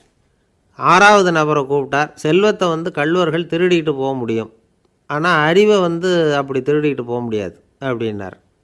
ஏழாவது நபரை கூப்பிட்டார். செல்வம் வந்து கால ஓட்டத்தில் அழிஞ்சிரும், ஆனால் அறிவை வந்து கால ஓட்டம் ஒன்றும் பண்ண முடியாது, ஆகவே அறிவே சிறந்ததுன்னார். எட்டாவது ஆளை கூப்பிட்டு சொன்னார், செல்வத்துக்கு எப்பவும் எல்லை உண்டு, நிறை உண்டு, அளவு உண்டு, கணக்கு உண்டு, ஆனால் அறிவுக்கு அப்படிப்பட்ட எல்லை எதுவும் கிடையாது, அதனால் அதுதான் சிறந்ததுன்னார். அடுத்தவனை கூப்பிட்டார். செல்வம் வந்து உள்ளத்தில் உள்ள ஒளியை வந்து போக்கிவிடும், இருட்டை உண்டாக்கிவிடும், விரிந்த மனப்பான்மையை வந்து குறுகலாக்கிவிடும், ஆனால் அறிவு அப்படி இல்லை, இருண்ட உள்ளத்தில் ஒளியை பாய்ச்சி அதை விசாலப்படுத்துது, அதுதான் சிறந்ததுன்னார்.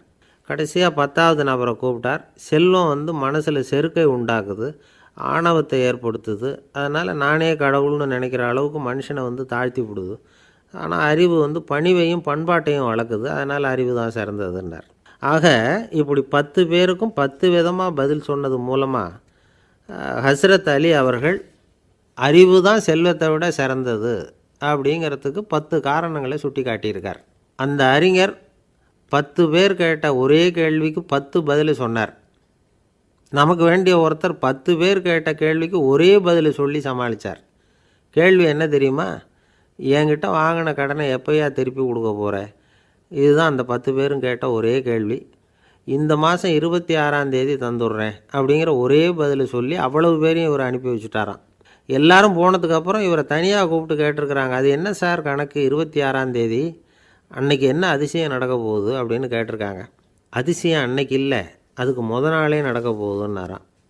விவரமாக சொல்லுங்கன்னு இருக்காங்க. வேறு ஒன்றும் இல்லைங்க, 26ஆம் தேதி தானே எல்லாரையும் வர சொல்லியிருக்கிறேன், அதுக்கு நாளே நான் புறப்பட்டு தலைமறைவாயிட போகிறேன் அப்படின்னாராம் ரொம்ப பெருமையாக. ஒரு ஊரில் ஒரு ராஜா இருந்தார். அவர் ஒரு பூனை வளர்த்தார். ரொம்ப செல்லமாக அவர் அந்த பூனையை வளர்த்தார். அவர் என்ன பண்ணுவார் தெரியுமா? இரவு நேரத்தில் அந்த பூனையோட தலையில் ஒரு விளக்கை வச்சுருவார். அந்த பூனை ரொம்ப ஜாக்கிரதையாக அந்த விளக்கு கீழே விழுந்துடாமல் பார்த்துக்கும். தலையை ஆட்டாமல் ரொம்ப நிதானமாக ராஜா பின்னாடி நடந்து போய்கிட்டே இருக்கும். அந்த விளக்கு வெளிச்சத்தில் எல்லா வேலைகளையும் செஞ்சுருவார். கையில் ஒரு விளக்கை தனியாக எடுத்துகிட்டு போக வேண்டிய அவசியமே இல்லை. விளக்கை தூக்கிட்டு போகிற வேலையை அந்த பூனை பார்த்துக்கும். அதனால் ராஜாவுக்கு அந்த பூனை மேலே ரொம்ப பிரியம். மந்திரிகளையெல்லாம் கூப்பிட்டு அவங்கக்கிட்ட சொல்லுவார், பார்த்தீங்களா இந்த பூனை எவ்வளவு விசுவாசமாக நடக்குது, என் பேரில் எவ்வளவு மரியாதை பார்த்தீங்களா அதுக்கு அப்படிம்பார். இதை கேட்டுவிட்டு அங்கேருந்து அமைச்சர்களில் ஒருத்தர் சொன்னார், மன்னா நீங்கள் சொல்கிறது சரிதான், இருந்தாலும் இந்த பூனையோட விசுவாசத்தை நாம் கொஞ்சம் சோதித்து பார்க்க வேண்டியிருக்கு அப்படின்னாராம். சரி, உங்கள் ஆசையை ஏன் கெடுக்கணும், நல்லா சோதித்து பாருங்கள் அப்படின்னு சொல்லிவிட்டார் ராஜா. உடனே அந்த அமைச்சர் என்ன பண்ணார் தெரியுமா? எங்கேயோ புறப்பட்டு போனார். ஒரு 5-6 எலிகளை பிடிச்சிக்கிட்டு வந்தார். அரண்மனையில் ராஜா ஏதோ வேலை பார்த்துக்கிட்டு இருக்கிறாரு. பக்கத்தில் அந்த பூனை ரொம்ப பணிவாக நின்றுக்கிட்டு இருக்குது. அது தலையில் விளக்கு எரிஞ்சிக்கிட்டு இருக்கு. அமைச்சர் தான் பிடிச்சிக்கிட்டு வந்த எலிகளை அந்த பூனை பார்வையில் படுறது மாதிரி எதிரில் விட்டார். அந்த எலிகள்லாம் அங்கேயும் இங்கேயும் ஓட ஆரம்பிச்சிது. அதை பார்த்தது பூனை, அவ்வளவுதான். தலையில் இருக்கிற விளக்கை பற்றியும் கவலைப்படலை, ராஜாவை பற்றியும் கவலைப்படலை. ஒரே பாய்ச்சலாக பாஞ்சு எலிகளை துரத்த ஆரம்பிச்சுட்டுது. தலையில் இருந்த விளக்கு எங்கேயோ போய் விழுந்தது, அணைஞ்சு போச்சு. இருட்டில் ராஜா தடுமாற ஆரம்பிச்சுட்டார். இந்த சமயத்தில் அந்த அமைச்சர் மறுபடியும் விளக்கை ஏற்றினார். வெளிச்சம் வந்தது. அதுக்கப்புறம் அந்த அமைச்சர் பேசினார், அரசே, பூனையோட விசுவாசத்தை பார்த்தீங்களா? எலி அது கண்ணில் படுற வரைக்கும் தான் விசுவாசமாக இருந்தது. அது மாதிரி எலியை பார்த்ததும் எல்லாத்தையும் விட்டுட்டு அதை துரத்த ஆரம்பிச்சுட்டு பார்த்தீங்களா? தான் அந்த பூனையை பற்றி நினச்சது தப்புங்கிறது அதுக்கப்புறம் தான் அந்த ராஜாவுக்கு புரிஞ்சுதான். சரி, இப்போ எதுக்கு இந்த கதையெல்லாம் அப்படிங்கிறீங்களா? இந்த பூனை மாதிரி தான் நம்ம மனசும். மனசை எவ்வளவு தான் பயிற்சி கொடுத்து பக்குவமாக வச்சுருந்தாலும் பார்க்குறதுக்கு பரமசாது மாதிரி தான் இருக்கும். பார்க்க வேண்டியதை பார்த்துட்டுதுன்னா பாஞ்சிரும். இந்த பூனை மாதிரி புலன் இன்ப பொருள்கள் கிட்டாத வரைக்கும் மனம் அடங்கி இருக்கிறது மாதிரி தான் தெரியும். கொஞ்சம் வாய்ப்பு கிடைச்சாலும் அது குதிக்க ஆரம்பிச்சிடும், தப்பு பண்ண ஆரம்பிச்சிடும். பெரிய பெரிய முனிவர்கள் வாழ்க்கையில் நடந்த வீழ்ச்சி இதை தான் நிரூபிக்குது.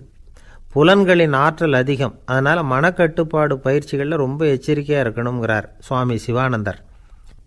மது பழக்கத்தையே விட்டுவிட்டேன்னு உறுதியாக இருப்பான். கடை கண்ணில் பட்டுவிட்டுதுன்னா கால் அவனை கேட்காமலே இழுத்துக்கிட்டு உள்ளே போயிடும். இதுதான் மனசுங்கிறது. அதுதான் அந்த ராஜா வளர்த்த பூனை.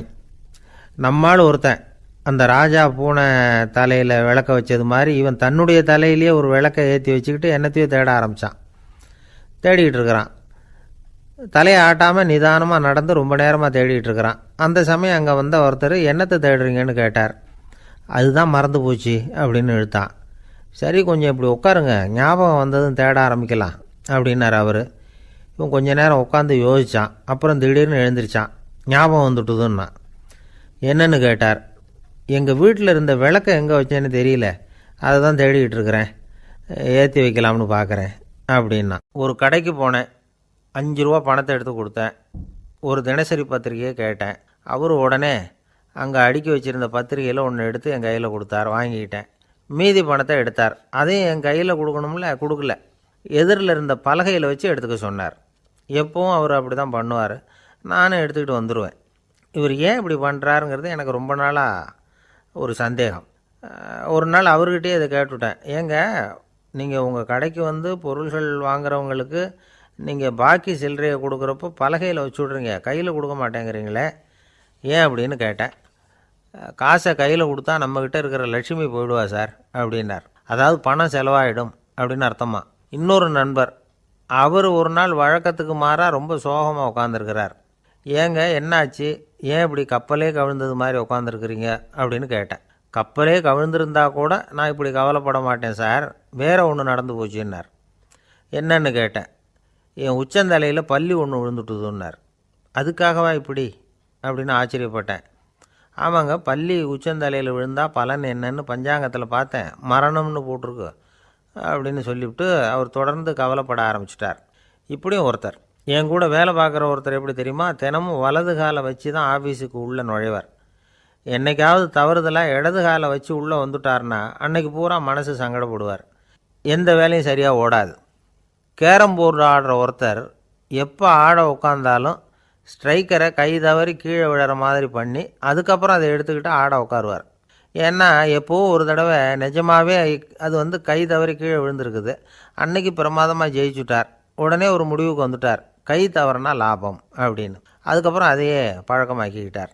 பூனை குறுக்க போனால் சகுனம் சரியில்லைன்னு நினைக்கிறவங்க உண்டு. ஆனால் ஒருத்தர் எப்படி தெரியுமா, அவர் வெளியில் கிளம்புற சமயம் பக்கத்து வீட்டு ரேடியோவில் மியாவ் மியாவ் பூனை குட்டின்னு பாட்டு சத்தம் கேட்டால் கூட போதும், சகனம் சரியில்லைன்னு பிரயாணத்தை கேன்சல் பண்ணிவிடுவார். இப்போ இவ்வளவும் எதுக்கு சொல்கிறோம்னா, அளவுக்கு மீறின சகுன நம்பிக்கைகள் இருக்குது பாருங்கள், இதோட பயமும் சேர்ந்துக்கிட்டதுன்னு வச்சுக்கோங்க, இது ஒருத்தருடைய மனநிலையை பாதிச்சிடும். இது வந்து உளவியல் நிபுணர்கள் சொல்கிற கருத்து. வாழ்க்கையே தடுமாற வச்சிரும். பாதுகாப்பு இல்லாத உணர்வு, ஒரு விதமான டிப்ரெஷன் மனநிலை, இதெல்லாம் தான் இதுக்கு காரணமாக அமையலாம். சில பேர் காய்கறி நறுக்க கத்தியை கையில் எடுத்தால் கூட நேரம் சரியாக இருக்கா அப்படின்னு பார்த்துட்டு தான் வேலையை ஆரம்பிக்கிறது வழக்கம். அறிவு தான் மனசுக்கு வாத்தியாராக இருக்கணும், அப்போ தான் வாழ்க்கை வந்து நிம்மதியாக இருக்கும். அறிவு வந்து மனசு சொல்கிறபடியெல்லாம் கேட்க ஆரம்பிச்சுட்டுதுன்னா இடைஞ்சல் தான். ஒருத்தருக்கு 7ஆம் நம்பர் தான் ராசியான நம்பரான், 7ஆம் தேதி தான் எந்த காரியத்தையும் ஆரம்பிப்பாராம். 7 எழுத்து வர்றது மாதிரி பேரை மாற்றி வச்சுக்கிட்டார். 7 மணிக்கு தான் தினமும் எழுந்திருப்பார். 7ஆம் நம்பர் வீட்டில் தான் குடியிருக்கார். கல்யாணம் கூட 7ஆம் தேதி தான் பண்ணிக்கிட்டார். அவர் ஒரு நாள் குதிரை பந்தயத்துக்கு போனாராம். குதிரையோட பேரையெல்லாம் பார்த்தார். ஒரு குதிரையோட பேர் 7 எழுத்தில் அமைஞ்சிருந்தது. 7 தானே இவருக்கு அதிர்ஷ்ட நம்பர், அதனால் உடனே அது பேரில் பணத்தை கட்டினார். பந்தயம் நடந்தது. என்ன சார் ஆச்சுன்னு கேட்டாங்க. நான் பணம் கட்டின அந்த என்னோடய குதிரை 7ஆவதாக வந்து சேர்ந்தது சார் அப்படின்னாராம் சோகமாக. வாழ்க்கையில் சில சந்தர்ப்பங்களில் நாம் வந்து சில அவமானங்களை சந்தித்தே தீர வேண்டியிருக்கு. என்ன பண்ணுறது, காலம் அப்படி. அவமானப்படுறவங்க உடனே அடங்கி போய்டுறது தான் உலக வழக்கம். அவமானப்பட்டால் உடனே சீறி எழறவங்களும் உண்டு. ஆனால் அதையே ஒரு சவாலாக எடுத்துக்கிட்டு முன்னுக்கு வர்றவங்களும் சில பேர் இருக்கிறாங்க. அவங்க ரொம்ப அபூர்வம். இன்றைக்கி மனோதத்துவ நிபுணர்கள்லாம் என்ன சொல்கிறாங்க தெரியுமா, அவமானப்பட்டுட்டா உடனே அடங்கி போயிடக்கூடாதான், அதையே ஒரு சவாலாக எடுத்துக்கிட்டு மனசில் ஒரு வைராக்கியத்தோடு முயற்சி பண்ணினா வாழ்க்கையில் எல்லாரும் முன்னேறலாமா. அவமானங்கிறத நாம் வந்து வைராக்கியமாக மாற்றிக்கணும், அதுதான் வெற்றிக்கு வழி. ராமர் வந்து இந்த பூமியில் பிறந்ததே ஒரு வைராக்கியத்தினால தான் சார் அப்படின்னார் ஒருத்தர். எப்படிங்க அது அப்படின்னு கேட்டேன். அவர் சொன்னார், தசரதருக்கு ராமர் வந்து குழந்தையாக வந்து பிறக்கணும், அப்போ தான் இங்கே இருக்கிற கஷ்டங்கள்லாம் நீங்கும் அப்படின்னு சர்வ லோகமும் எதிர்பார்த்துக்கிட்டு இருக்குது. ஆனால் அவர் எப்போ வந்து பிறப்பார் அப்படின்னு யாருக்கும் தெரியல. அந்த காரியம் சீக்கிரம் நடக்கணுமே, அதுக்கு என்ன பண்ணுறது. நாரதர் வந்தார் ஒரு நாள் தசரதரை தேடி. தசரதா, உனக்கு ஒரு செய்தி தெரியுமான்னு ஆரம்பித்தார். அவர் எப்பவும் இப்படித்தானே ஆரம்பிக்கிறது வழக்கம். என்ன விஷயம்னு கேட்டார் தசரதர். தசரதா, நீ அடிக்கடி உன்னோட தேரில் ஏறிக்கிட்டு தேவலோகத்துக்கு போகிற, அங்கே போகிற வர்ற எல்லாம் பண்ணிகிட்ருக்க, எல்லாம் சரி. தேவலோகத்துலேயும் உன்னை நல்லபடியாக தான் வரவேற்கிறாங்க. தேவேந்திரன் உன்னை பிரியமாக அழைச்சிட்டு போய் தன்னுடைய அரியாசனத்திலேயே தனக்கு பக்கத்திலேயே உட்கார வைக்கிறான். நீயும் சந்தோஷமாக உட்காந்து பேசிவிட்டு வந்துடுற. ஆனால் நீ இங்கே வந்ததுக்கு அப்புறம் அங்கே என்ன நடக்குது தெரியுமா உனக்கு அப்படின்னாரான் நாரதர். என்ன நடக்குது எனக்கு ஒன்றும் தெரியலையே அப்படின்னாரான் தசரதர். நாரதர்கிட்ட வந்து கிட்டத்தில் வந்து கேட்டிருக்கார், கொஞ்சம் சொல்லுங்கள் என்னது அப்படின்னு. அவர் நெருங்கி வந்தாராம். நாரதரும் மெதுவாக அவர் காதோட காதாக சொன்னாராம். அதாவது நம்ம பாஷையில் சொல்லப்போனால் பற்ற வைக்கிறார். நீ அங்கே தேவேந்திரங்கிட்ட உட்காந்து பேசிவிட்டு வந்த பிறகு நீ அங்கே உட்காந்துருந்த அரியாசனத்தை தண்ணி ஊற்றி கழுவி சுத்தப்படுத்துகிறாங்க. நீ என்ன அந்த அளவுக்கு சுத்தம் இல்லாத ஆளா, தினம் குளிக்காமையாக இருக்கிற அப்படின்னாராம். தசரதருக்கு இது ரொம்ப அவமானமாக போயிட்டுது. அப்படியே செய்கிறாங்க அப்படின்னாராம். ஆமாம், நீ வேணும்னா நான் சொல்கிறது உண்மையாக இல்லையா அப்படின்னு சோதனை பண்ணி பார்த்துக்கோ அப்படின்னாரான் நாரதர். உடனே தசரதர் இதுக்காகவே புறப்பட்டு தேவலோகம் போனார். அங்கே வழக்கம் போலவே இவரை கூப்பிட்டு உட்கார வச்சு பேசிக்கிட்டு இருந்தான் தேவேந்திரன். கொஞ்ச நேரம் பேசிக்கிட்டு இருந்துட்டு சரி நான் கிளம்புறேன்னு புறப்பட்டார். சரி, அவனும் வாசல் வரைக்கும் வந்து வழி அனுப்பி வச்சுட்டு உள்ளே போயிட்டான். தசரதர் வெளியில் கொஞ்சம் நேரம் மறைஞ்சி இருந்துட்டு மெதுவாக உள்ளே எட்டி பார்த்தார் என்ன நடக்குதுன்னு. நாரதர் சொன்னது உண்மைதான். தசரதர் உட்காந்துருந்த ஆசனத்தை அங்கே 2 தேவர்கள் கழுவி சுத்தப்படுத்திக்கிட்டு இருக்கிறாங்க. தசரதரால் இதை தாங்கிக்க முடியல. அவருக்கு ரொம்ப அவமானமாக போச்சு. நேராக கிடுகிடுன்னு தேவேந்திரங்கிட்டே போனார். நான் உட்காந்துருந்த இருக்கையே சுத்தம் பண்ணுறியே, நான் என்ன அந்த அளவுக்கு பாவியா அப்படின்னு கேட்டார். ரொம்ப கோபமாக கேட்டார். தசரதரே, மனுஷனுக்கு 3 கடன்கள் உண்டு. தேவ கடன், ரிஷி கடன், பித்ரு கடன். இதை தீர்க்காதவன் பாவியாகிறான். இதில் மகனை பெறுவதால் தான் பித்ரு கடன் தீரும். உனக்கு மகன் கிடையாது, அதனால் நீ பாவியாகிற. பாவி உட்கார்ந்துருந்த இடம்ங்கிறதுனால அதை சுத்தம் செய்ய வேண்டியது எங்கள் கடமை அப்படின்னு நானாம் தேவேந்திரன். இந்த இடத்துல தசரதருக்கு ஏற்பட்ட அவமானம் ஒரு வைராக்கியமாக மாறிச்சு.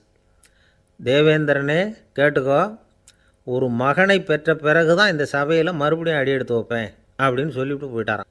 போய் புத்திர காமேஷ்டி யாகம் பண்ணார். புத்திரர்கள் பிறந்தார்கள். இந்த கதையில் உள்ள கருத்து என்னென்னா, தேவேந்திரன் தசரதரை அப்படி அவமானப்படுத்தலைன்னா அவருக்கு இப்படி ஒரு வைராக்கியம் பிறந்திருக்குமா யோசித்து பார்க்கணும். நமக்கு ஏற்படுகிற சில அவமானங்களையும் வைராக்கியமாக மாற்றிக்குவோம். அப்படி மாற்றிக்கிட்டோம்னா வாழ்க்கையில் வந்து முன்னேறலாம். நம்ம ஆளுங்க சில பேர் அவமானத்தை வந்து வைராக்கியமாக மாற்றிக்கிறது எப்படி தெரியுமா? நம்மக்கிட்ட ஒரு பையன் சொன்னான், எங்கள் அப்பா என்னை எல்லாருக்கும் முன்னாடி வச்சு திட்டிவிட்டார், பொறுப்பு இல்லாமல் ஊர் சுற்றுறேன்னு சொல்லி அவமானப்படுத்தி விட்டார். இனிமேல் நீ என் முகத்திலேயே முழிக்காதரா போடான்னு வேறு சொல்லிவிட்டார். எனக்கு ரோஷம் வந்துட்டுது. அந்த அவமானத்தை வைராக்கியமாக மாற்றிக்கிட்டேன். அன்னையிலேருந்து அவர் முகத்திலேயே முழிக்கிறதில்ல அப்படின்னா. அப்படியான்னு கேட்டோம். ஆமாங்க, அவர் வீட்டில் இல்லாத நேரமாக பார்த்து உள்ளே சமையல் கட்டுக்கு போய் சாப்பிட்டுட்டு நைஸாக வெளியில் வந்துடுவேன் அப்படிங்கிறான் அவன். இமயமலை அடிவாரத்தில் ஒரு மடம். அங்கே ஒரு சன்னியாசி இருந்தார். அவர்கிட்ட ஒருத்தர் வந்தார். சுவாமி, ஆசையை உதற நினைக்கிறேன், முடியல, ஒட்டிக்கிட்டே வருது அப்படின்னாராம். இப்படி உட்கார ஒரு கதை சொல்கிறேன் அப்படின்னு சொல்லி அவர் சொல்ல ஆரம்பித்தாராம். அவர் சொன்ன கதை என்னென்னா, ஒரு ஊரில் ஒரு ஆள் இருந்தான். அவன் பேர் குப்புசாமி. அவன்கிட்ட எப்பவும் ஒரு பழைய தொப்பி இருக்கும், விடவே மாட்டான். அதனால் அவனை எல்லோரும் தொப்பி சாமி அப்படின்னு தான் கூப்பிடுறது வழக்கம். ஒரு புது தொப்பி வாங்கிக்கப்படாதாப்பா அப்படின்னு நண்பர்கள்லாம் சொல்லி பார்த்தாங்க. பணத்துக்கு எங்கே போவேன் அப்படின்னு விட்டானான். பணம் வச்சுருக்கான், செலவு பண்ண மனசு வரல, மகா கஞ்சன். பழைய பாட்டில்கள்லாம் வாங்கி விற்றுக்கிட்டு இருந்தான். அப்படி ஒரு தடவை பழைய கண்ணாடி சாமான்களை ஏலத்தில் எடுத்தப்போ அதில் ஒரு அருமையான சென்ட்டு பாட்டில் கிடச்சிது. உடனே ஒரு ஐடியா பண்ணான். அந்த சென்ட்டை வந்து சின்ன சின்ன பாட்டில்களில் அடைச்சி ஜன்னல் ஓரமாக அடுக்கி வச்சுட்டான். அதை விற்றா நிறைய பணம் கிடைக்குமே. அதனால் இதுக்கு இடையில் ஒரு நாள் அவன் வந்து அப்படியே உட்காந்துருந்தான். அந்த நேரம் நண்பன் வந்தான். ஏண்டா, உன் பழைய தொப்பியை மாற்றப்படாதா, ஊரில் எல்லோரும் கேலி பேசுகிறாங்களே உன்னை தொப்பி சாமின்னு அப்படின்னு சொல்லி கேட்டிருக்கான். இந்த சென்ட்டு பாட்டில் விற்றதும் பணம் வரும், அதுக்கப்புறம் பார்க்கலாம் அப்படின்னு நானா இவன். சரி வா, நீச்சல் குளத்துக்கு போயிட்டு வருவோம் அப்படின்னு கூப்பிட்ருக்கான் நண்பன். 2 பேரும் போனாங்க. அதே நேரம் அந்த ஊர் நீதிபதியும் அங்கே குளிக்க வந்தாராம். அவர்கிட்ட இருந்தது விலை வசந்த ஒரு புது தொப்பி. அதை அங்கே இருந்த ஸ்டாண்டில் மாட்டிவிட்டு குளிக்க போனார். இதுக்கிடையில் குப்புசாமி குளிச்சுட்டு வந்தான். அவனுடைய பழைய தொப்பியை காணலை. அந்த புது தொப்பியை பார்த்தா இது நண்பனுடைய வேலை தான் அப்படிங்கிறதாக புரிஞ்சுக்கிட்டு அதை எடுத்து மாட்டிகிட்டு வந்துட்டான். நீதிபதி குளிச்சுட்டு வந்து பார்க்குறாரு, தொப்பியை காணும். போலீஸில் புகார் கொடுத்தார். அவங்க வந்து தேடினாங்க. ஒரு மூலையில் பழைய தொப்பி கிடச்சிது. அடடா, இது நம்ம குப்புசாமியோட தொப்பி இல்லையா அப்படின்னு நானா ஒருத்தன். உடனே அவன் வீட்டுக்கு தேடிட்டு போயிருக்காங்க. அங்கே போய் பார்த்தா புது தொப்பி அங்கே இருக்குது. உடனே அவனுக்கு 1000 ரூபா அபராதம் போட்டாங்களாம். அவன் பணத்தை கட்டிவிட்டு ரொம்ப எரிச்சலோடு வீட்டுக்கு வந்தான். பழைய தொப்பி கண்ணில் பட்டுது மறுபடியும். உன்னால தானே எனக்கு 1000 ரூபா நஷ்டம் அப்படின்னு சொல்லி அதை எடுத்துக்கிட்டு அப்படி போயிருக்கான். அந்த ஊர் குளத்துல வீசி எறிஞ்சிட்டு வந்துட்டான். அது மீன் பிடிக்கிற ஒருத்தன் கையில் சிக்கிச்சு. அவன் வர்ற வழியில் அதை எடுத்து வேகமாக வீசி எறிஞ்சான். அது நேராக குப்புசாமி வீட்டு ஜன்னல் வழியாக உள்ளே வந்து இந்த சென்ட்டு பாட்டில்கள் மேலே விழுந்து எல்லாம் உடஞ்சி நொறுங்கி போச்சு. குப்புசாமி பார்த்தான். தோட்டத்தில் ஆழமாக ஒரு குழியை வெட்டினான். அந்த தொப்பியை போட்டான், மூடிவிட்டான். இதை அடுத்த வீட்டுக்காரன் பார்த்தான். ஏதோ புதையல் தான் வச்சுருக்கான் போல இருக்குன்னு நினச்சான். போலீஸில் போய் புகார் கொடுத்துட்டான். மறுபடியும் போலீஸ் குழியை தோண்டினாங்க. பழைய தொப்பி மறுபடியும் வெளியில் வந்தது. எல்லோரும் சிரிக்கிறாங்க. அன்னைக்கு ராத்திரியே அந்த தொப்பியை எடுத்துக்கிட்டு நேராக புறப்பட்டான். ஒரு கல்லில் அதை சேர்த்து கட்டி குடிநீர் தொட்டி இருக்கும்ல, அதில் போட்டுட்டு வந்துட்டான். இனிமேல் என்ன பண்ணும் பார்ப்போன்னு. ஒரு நாள் திடீர்னு குழாயெல்லாம் அடைப்பட்டு போச்சு. மாநகராட்சி அலுவலர்கள் வந்து என்னன்னு பார்த்தா அந்த பழைய தொப்பி குழாயை அடைச்சிக்கிட்டு இருக்குது. இது குப்புசாமியோட தொப்பிங்கிறது தான் எல்லாருக்கும் தெரியுமே. உடனே குடிநீரை வந்து பாழாக்கணத்துக்காக குப்புசாமிக்கு கோர்ட்டு 2500 ரூபா அபராதம் போட்டுவிட்டுது. அதையும் கட்டிவிட்டு வெளில வந்தான். கடைசியாக முடிவு பண்ணான். ஒரு நெருப்பு குச்சியை கிழிச்சான். தொப்பியை கொளுத்தினான். எரிஞ்சுது. எடுத்து வெளில எரிஞ்சான். கொஞ்ச நேரத்தில் தீ அணைப்பு படம் வந்துட்டுது. ஆமாம், இவன் எடுத்து எரிஞ்சது வெளியில் விழுந்து வீட்டு கூரையே பற்றிக்கிட்டு எரிய ஆரம்பிச்சுட்டுது. அவனோட பணத்தாசையும் அதோடு சேர்ந்து எரிஞ்சு போச்சான். இப்படி ஒரு கதை. இந்த கதையை சொல்லி முடித்தார் அந்த இமயமலை அடிவாரத்தில் இருந்த சன்னியாசி. இப்போ அந்த குப்புசாமி எங்கே இருக்கிறான்னு கேட்டார் எதிரில் இருந்தவர். இதோ உன் எதிரிலே இருக்கிறான், நான் தான் அந்த குப்புசாமி அப்படின்னாரான் அந்த சன்னியாசி. அந்த குப்புசாமிகிட்ட இருந்தது மாதிரி ஒரு பழைய தொப்பி நம்ம ஒவ்வொருத்தர்கிட்டையும் உண்டு. அதை எப்படி தொலைக்கிறதுன்னு தெரியாமல் தடுமாறிக்கிட்டு இருக்கிறோம். அது என்ன தொப்பிங்கிறீங்களா? அதுதான் நம்மை சூழ்ந்திருக்கிற மாயை அப்படிங்கிறார் சுவாமி சின்மயானந்தர். மெய்ஞானம் கிடைக்கிறப்போ மாயை வந்து எரிஞ்சு போகும் அப்படிங்கிறது அவருடைய கருத்து. நம்மால் ஒருத்தர் வேகமாக ஓடி வந்தார். காலில் மாட்டியிருந்த பழைய செருப்பு ரெண்டையும் ஆவேசமாக தூக்கி ஒரு கிணத்துல போட்டுட்டு வெறுங்காலோடு நடந்து வந்துக்கிட்டு இருக்கிறார். ஏன் அப்படி பண்ணீங்க அப்படின்னு கேட்டோம். அந்த செருப்புக்கு சொந்தக்காரன் வந்து பின்னாடி வந்துக்கிட்டு இருக்கிறான், அதனால் அப்படி பண்ணேன் அப்படிங்கிறார் இவர். எனக்கு இது மட்டும்தான் சார் தெரியும், இதை தவிர வேறு எதுவும் தெரியாது அப்படின்னு சொல்லிக்கிட்டே காலம் தள்ளுறவங்க ரொம்ப பேர். அவங்களெல்லாம் கஷ்டப்பட வேண்டியிருக்கும். ஒருத்தர் தன்னுடைய தொழிலில் ரொம்ப கெட்டிக்காரராக இருக்கலாம். அதுக்காக எப்பவும் அதே ஞாபகத்தில் இருந்துக்கிட்டு உலகியல் அறிவு இல்லாமல் இருந்துடக்கூடாது. அது ஆபத்து. இதுக்காக நம்ம தாத்தா பாட்டிலாம் ஒரு கதை சொல்லுவாங்களே, கேள்விப்பட்டிருக்கீங்களா? ஒரு சமயம் ஒரு 4 பேர் சேர்ந்து வெளியூருக்கு பிரயாணம் போனாங்களாம். அந்த 4 பேர் எப்படி தெரியுமா? ஒருத்தர் வந்து வேதாந்தி, இன்னொருத்தர் சங்கீத வித்வான், 3வது ஆள் வைத்தியர், 4வது ஆள் ஜோசியர். இவங்க 4 பேரும் நண்பர்கள். அதனால் சேர்ந்து புறப்பட்டாங்க. வழியில் ஒரு ஊரில் தங்கினாங்க. இருட்டி போச்சு. அதனால் இன்றைக்கி ராத்திரி இங்கேயே தங்கி இருந்துட்டு நாளைக்கு புறப்படலாம் அப்படின்னு தீர்மானம் பண்ணாங்க. சாப்பாட்டுக்கு என்ன பண்ணுறது? அங்கேயே கடத்தெருவுக்கு போய் சாமான்லாம் வாங்கியாந்து சமைச்சு சாப்பிட்லாம்னு முடிவு பண்ணாங்க. 4 பேர் இருக்கிறதுனால ஆளுக்கு ஒரு காரியமாக செய்யலாம் அப்படின்னு வேலையை பிரிச்சுக்கிட்டாங்க. வைத்தியர் வந்து கரிகாய் வாங்க போனார். வேதாந்தி வந்து எண்ணெய் வாங்க போனார். ஜோசியர் வந்து பலசரக்கு வாங்க போனார். சங்கீத வித்வானுக்கு சமைக்கிற வேலை. எல்லாம் சரி. ஆனால் நடந்தது என்ன தெரியுமா? கடைத்தெருவுக்கு காய்கறி வாங்க போனார்ல வைத்தியர், அங்கே போய் மார்க்கெட்டில் பார்த்தார். ஒவ்வொரு கறிகாயாக எடுத்து பார்த்தார். இது பித்தம், உடம்புக்கு ஒத்துக்காது, இது வாயு, உடம்புக்கு ஒத்துக்காது அப்படின்னு ஒவ்வொன்றா தள்ளினார். கடைசியில் ஒன்றுமே தேரல. வெறுங்கையோடு திரும்பி வந்துக்கிட்டு இருக்கிறார். எண்ணெய் வாங்க போனார் வேதாந்தி. அவர் ஒரு தொன்னையில் எண்ணெயை வாங்கினார். பேசாமல் அதை எடுத்துகிட்டு வர வேண்டியது தானே, முடியல. அவருடைய வேதாந்த மூளை சிந்திக்க ஆரம்பிச்சுட்டுது. இந்த தொன்னைக்கு எண்ணெய் ஆதாரமா அல்லது எண்ணெய்க்கு தொன்னை ஆதாரமா அப்படிங்கிற ஆராய்ச்சியில் இறங்கினார். என்னாச்சு தெரியுமா? அப்படி கவுத்து பார்த்தார். வாங்கின எண்ணெய் பூராவையும் வழியில் கொட்டிவிட்டு வெறும் தொன்னையோடு வந்து சேர்ந்தார். பலசரக்கு வாங்க போனார் ஜோசியர். அவர் ஒரு வழியில் பார்த்தார். வழியில் வந்தவங்களெல்லாம் அங்கங்கே ஒரு மரத்தடியில் உட்கார வச்சு அவங்களுக்கெல்லாம் ஆர்வம் சொல்ல ஆரம்பிச்சிட்டார். அப்படி ஒவ்வொருத்தராக சொல்லி முடிச்சுட்டு கடத்தருக்கு போய் சேர்ந்தார். இவர் அங்கே போய் சேர்றதுக்குள்ளே ரொம்ப நேரம் ஆகிட்டுது. கடையெல்லாம் பூட்டிவிட்டு போயிட்டாங்க. என்ன செய்கிறது? அவரும் வெறுங்கையோடு திரும்பி வந்து சேர்ந்தார். சரி, இவங்க கதை தான் இப்படி ஆச்சு. அங்கே சமைக்கிறதுக்காக உட்காந்துருந்தார் சங்கீத வித்வான். அவர் கதை என்னாச்சு தெரியுமா? அங்கே அவர் அடுப்பை பற்ற வச்சு ஒலையை கொதிக்க வச்சார். அதாவது ஒரு பானையில் தண்ணியை ஊற்றி அடுப்பில் வச்சார். அது கொதிக்க ஆரம்பிச்சிது. தண்ணி கொதிக்கிற சத்தம் இருக்குதுல்ல, அது இவருக்கு தாளம் போடுறது மாதிரி இருந்தது. ஒரே குஷி. பாட ஆரம்பிச்சிட்டார். பாடிக்கிட்டே உற்சாகமாக கையில் இருந்த கரண்டியால் அந்த பானையில் தட்டினார், தாளம் போடுறதா நினச்சிக்கிட்டு. அவ்வளவுதான், பானை பட்டுன்னு உடஞ்சி போச்சு. தலையில் கையை வச்சுக்கிட்டு அவரும் உட்காந்துட்டார். எந்த தொழில் தெரிஞ்சாலும் சரி, அதை புத்திசாலித்தனமாக பயன்படுத்த தெரியலன்னா ஆபத்து தான். அதுக்காக தான் இந்த கதை. ஒரு பஸ்ஸு டிரைவர் ரொம்ப கெட்டிக்காரர். பஸ்ஸை ரொம்ப திறமையாக ஆபத்து இல்லாமல் ஓட்டினதுக்காக பரிசுலாம் வாங்கினவர்.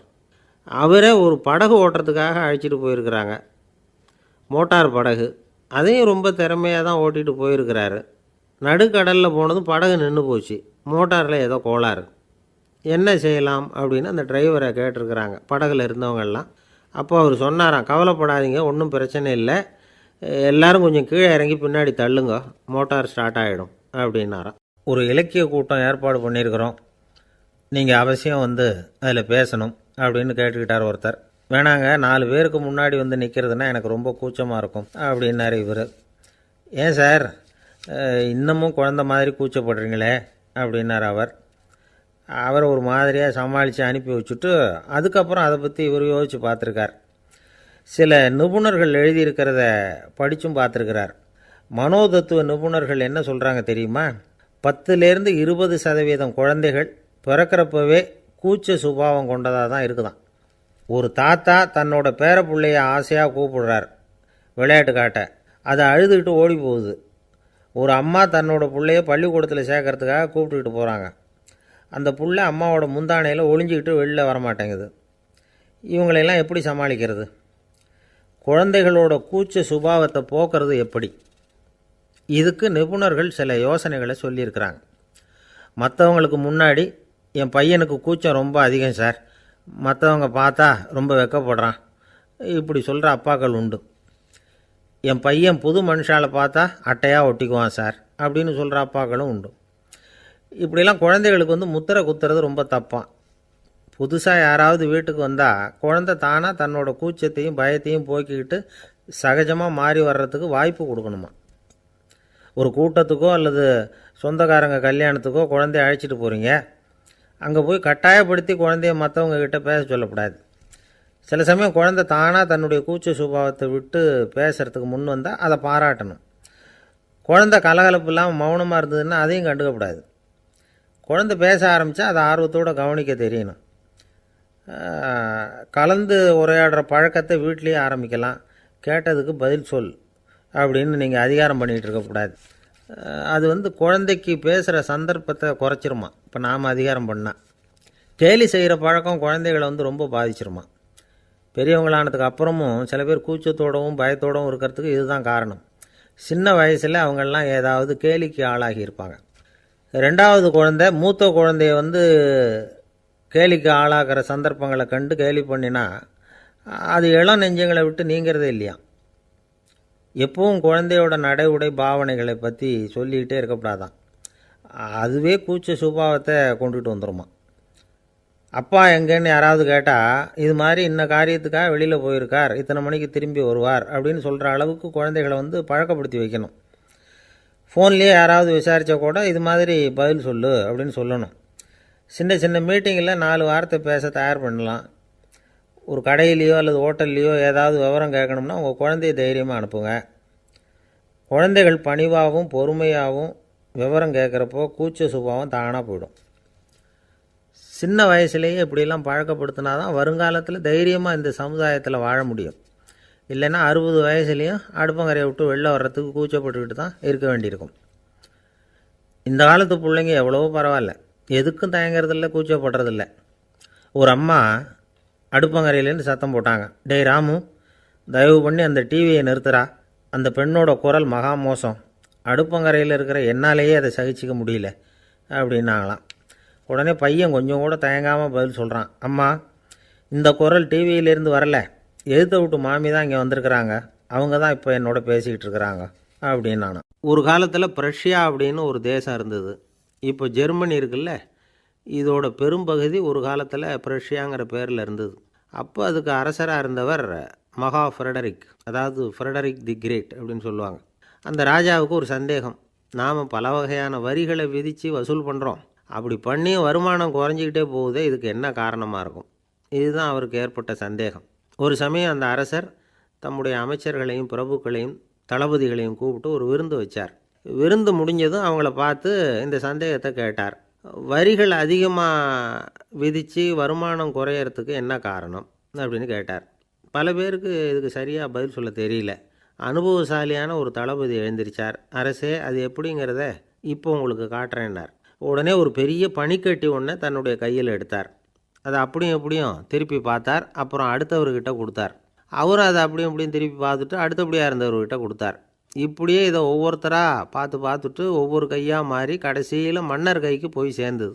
மன்னர் கைக்கு அந்த பனிக்கட்டி போய் சேர்ந்தப்போ அது கொஞ்சம் கொஞ்சமாக உருகி ஒரு பட்டாணி கடலை சைஸுக்கு ஆகிட்டுது.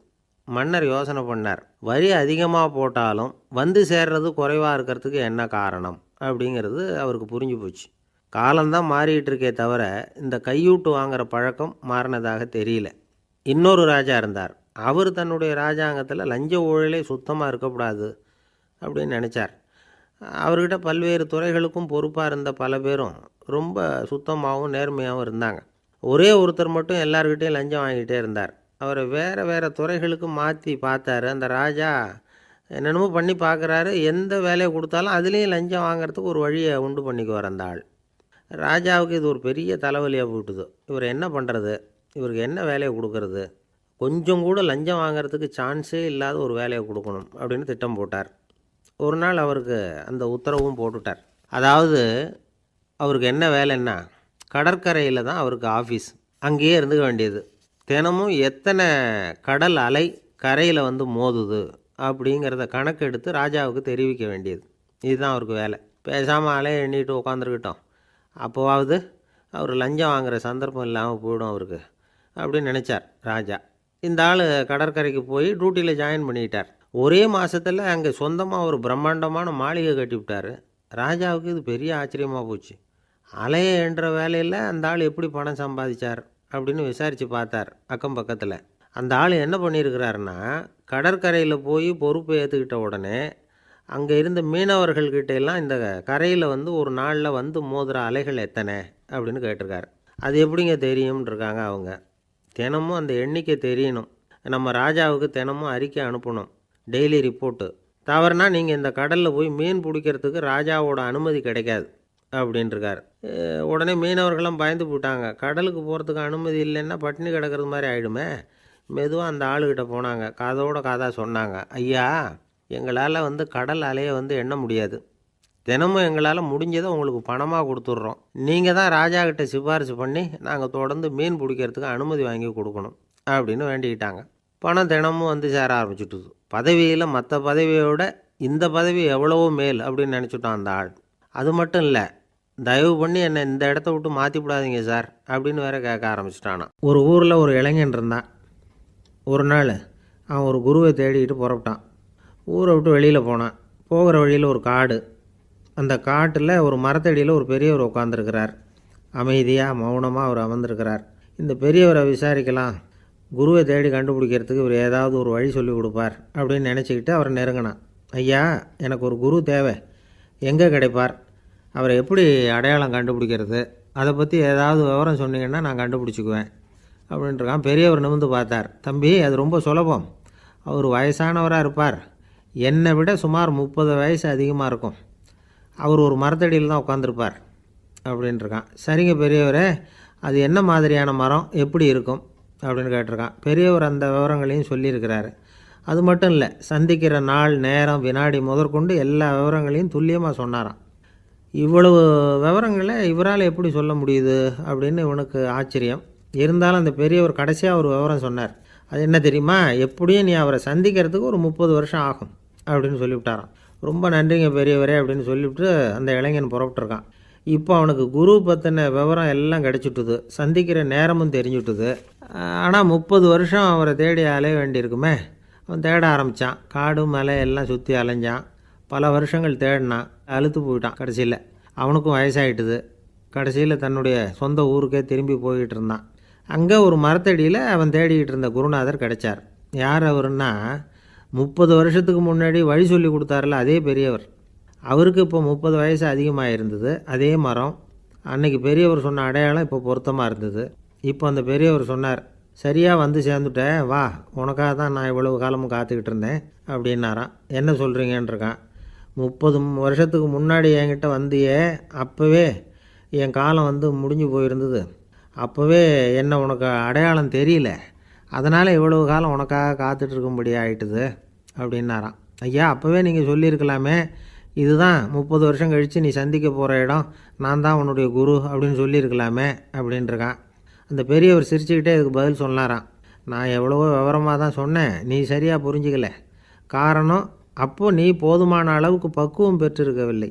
அதனால் புரியும் சக்தி இல்லாமல் போயிட்டுதப்போ 30 ஆண்டு காலம் நீ அலைஞ்சி தெரிஞ்சிருக்கிற. அது காரணமாக இப்போ உனக்கு அந்த பக்குவம் வந்துட்டுது. அதனால தான் அடையாளம் காண முடிஞ்சுது, நானே உன்னுடைய குரு அப்படின்னாராம். இதிலேருந்து என்ன தெரியுதுன்னா, ஆன்மீகத்தில் மாணவனாக சேர்றதுக்கு கூட ஒரு பக்குவத்தன்மை தேவைப்படுது. ஒரு பெரிய ஞானி, அவர்கிட்ட சீடனாக இருக்க ஒருத்தன் வந்தான், எதிரில் நின்னான். ஞானி அவனை வெகு நேரம் உற்று பார்த்தார். அப்புறம் சொன்னார், சீடனாக இருக்கிறது ரொம்ப சிரமம்னார். நான் தயாராக இருக்கிறேன்னா. அது இன்னமும் சிரமமாச்சே, இங்கே வந்து குருவாக இருக்கிறது மட்டுமே சுலபம் அப்படின்னாராம். அப்படின்னா நான் குருவாகவே ஆயிடுறேன் அப்படின்னானா. இது போலவே இந்த காலத்தில் கதை ஒன்று உண்டு. ஒரு பள்ளிக்கூடத்தில் வகுப்பு ஆசிரியர் மாணவனை திட்டிக்கிட்டு இருந்தார். டேய், நீ 100க்கு 10 மார்க்கு தான் வாங்கிக்கிட்டு இருக்க. இவ்வளவு மோசமாக நீ படித்தா கடைசியில் மாடு மேய்க்கிறது கூட லாய்க்கு இல்லாதவனா ஆகிடுவேன். அதுக்கப்புறம் என்ன செய்ய போகிறேன் அப்படின்னாராம். பையன் தலையை சொரிஞ்சிக்கிட்டே சொன்னானா, சார் அப்படின்னா ஒன்று செய்கிறேன் அப்படின்னானா. இவர் கேட்டிருக்கார், என்ன செய்ய போகிறேன்னு. வேறு என்ன சார், உங்களை மாதிரி ஒரு ஆசிரியர் ஆகிடுறேன் அப்படின்னானா. காசியில் இருக்கிற கடவுள் காசி விஸ்வநாதர், அங்கே இருக்கிற தேவி காசி விசாலாட்சி. இவங்க 2 பேரும் ஒரு நாள் பேசிக்கிட்டு இருந்தப்போ கடவுள் சொன்னார், இந்த மனிதர்களை நாம் ரொம்பவும் நம்பிக்கையோடு தான் படைச்சிருக்கிறோம். இருந்தாலும் அவங்களுக்கு தான் நம்பிக்கை இல்லை, எதுலேயும் ஒரு உண்மையான நம்பிக்கை இல்லாமல் வாழ்ந்துக்கிட்டு இருக்கிறாங்க அப்படின்னார். என்ன அப்படி சொல்கிறீங்க? அதை பாருங்கள், எவ்வளவு பேர் காசியை தேடிட்டு வந்து கங்கையில் குளிச்சுக்கிட்டு இருக்கிறாங்க. அவங்களெலாம் நம்பிக்கை இல்லைன்னா இவ்வளவு தூரம் தேடிட்டு வந்து இங்கே குளிப்பாங்களா அப்படின்னு நாங்கள் தேவி. சரி, அதை சோதித்து பார்க்கலாம் அப்படின்னு 2 பேரும் முடிவு பண்ணிக்கிட்டாங்க. உடனே ஒரு திட்டம் போட்டாங்க.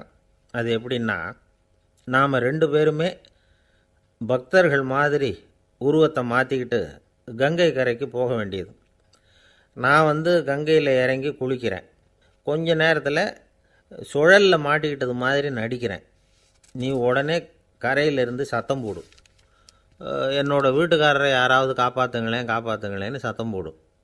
அதோடு இன்னொன்று சொல்லு, யாராவது ஒரு புண்ணிய ஆத்மா அவர்கிட்ட போய் அவருடைய முடியை பிடிச்சி இழுக்கணும்.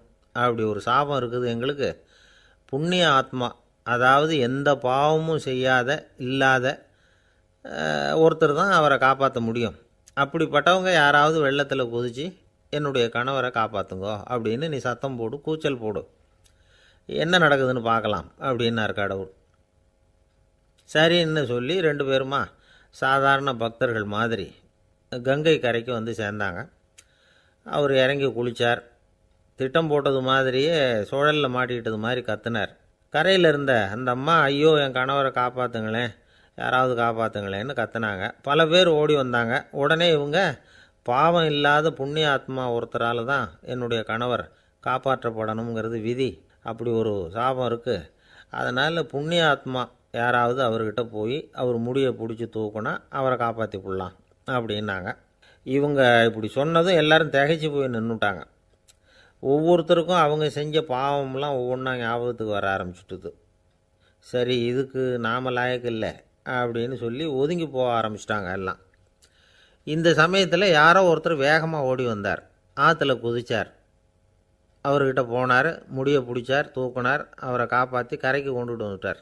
அப்படி காப்பாற்றின அந்த ஆளை இவங்க 2 பேரும் தனியாக கூப்பிட்டுக்கிட்டு ஒரு மண்டபத்துக்கு வந்துட்டாங்க. வந்து விசாரிக்கிறாங்க.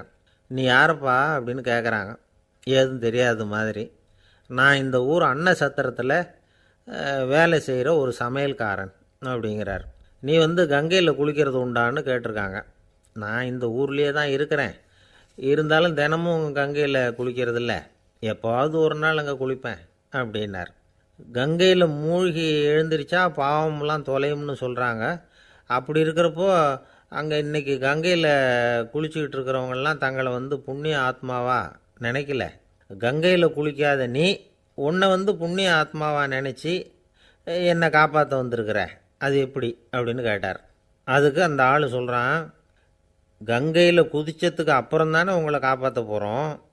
அப்படி குதிக்கும் பொழுது என்னுடைய பாவம்லாம் போயிருக்கும்ல, நான் புண்ணிய ஆத்மாவாக ஆயிருப்பேனே, அதனால தான் துணிஞ்சு வந்து உங்களை காப்பாற்றினேன் அப்படின்னா.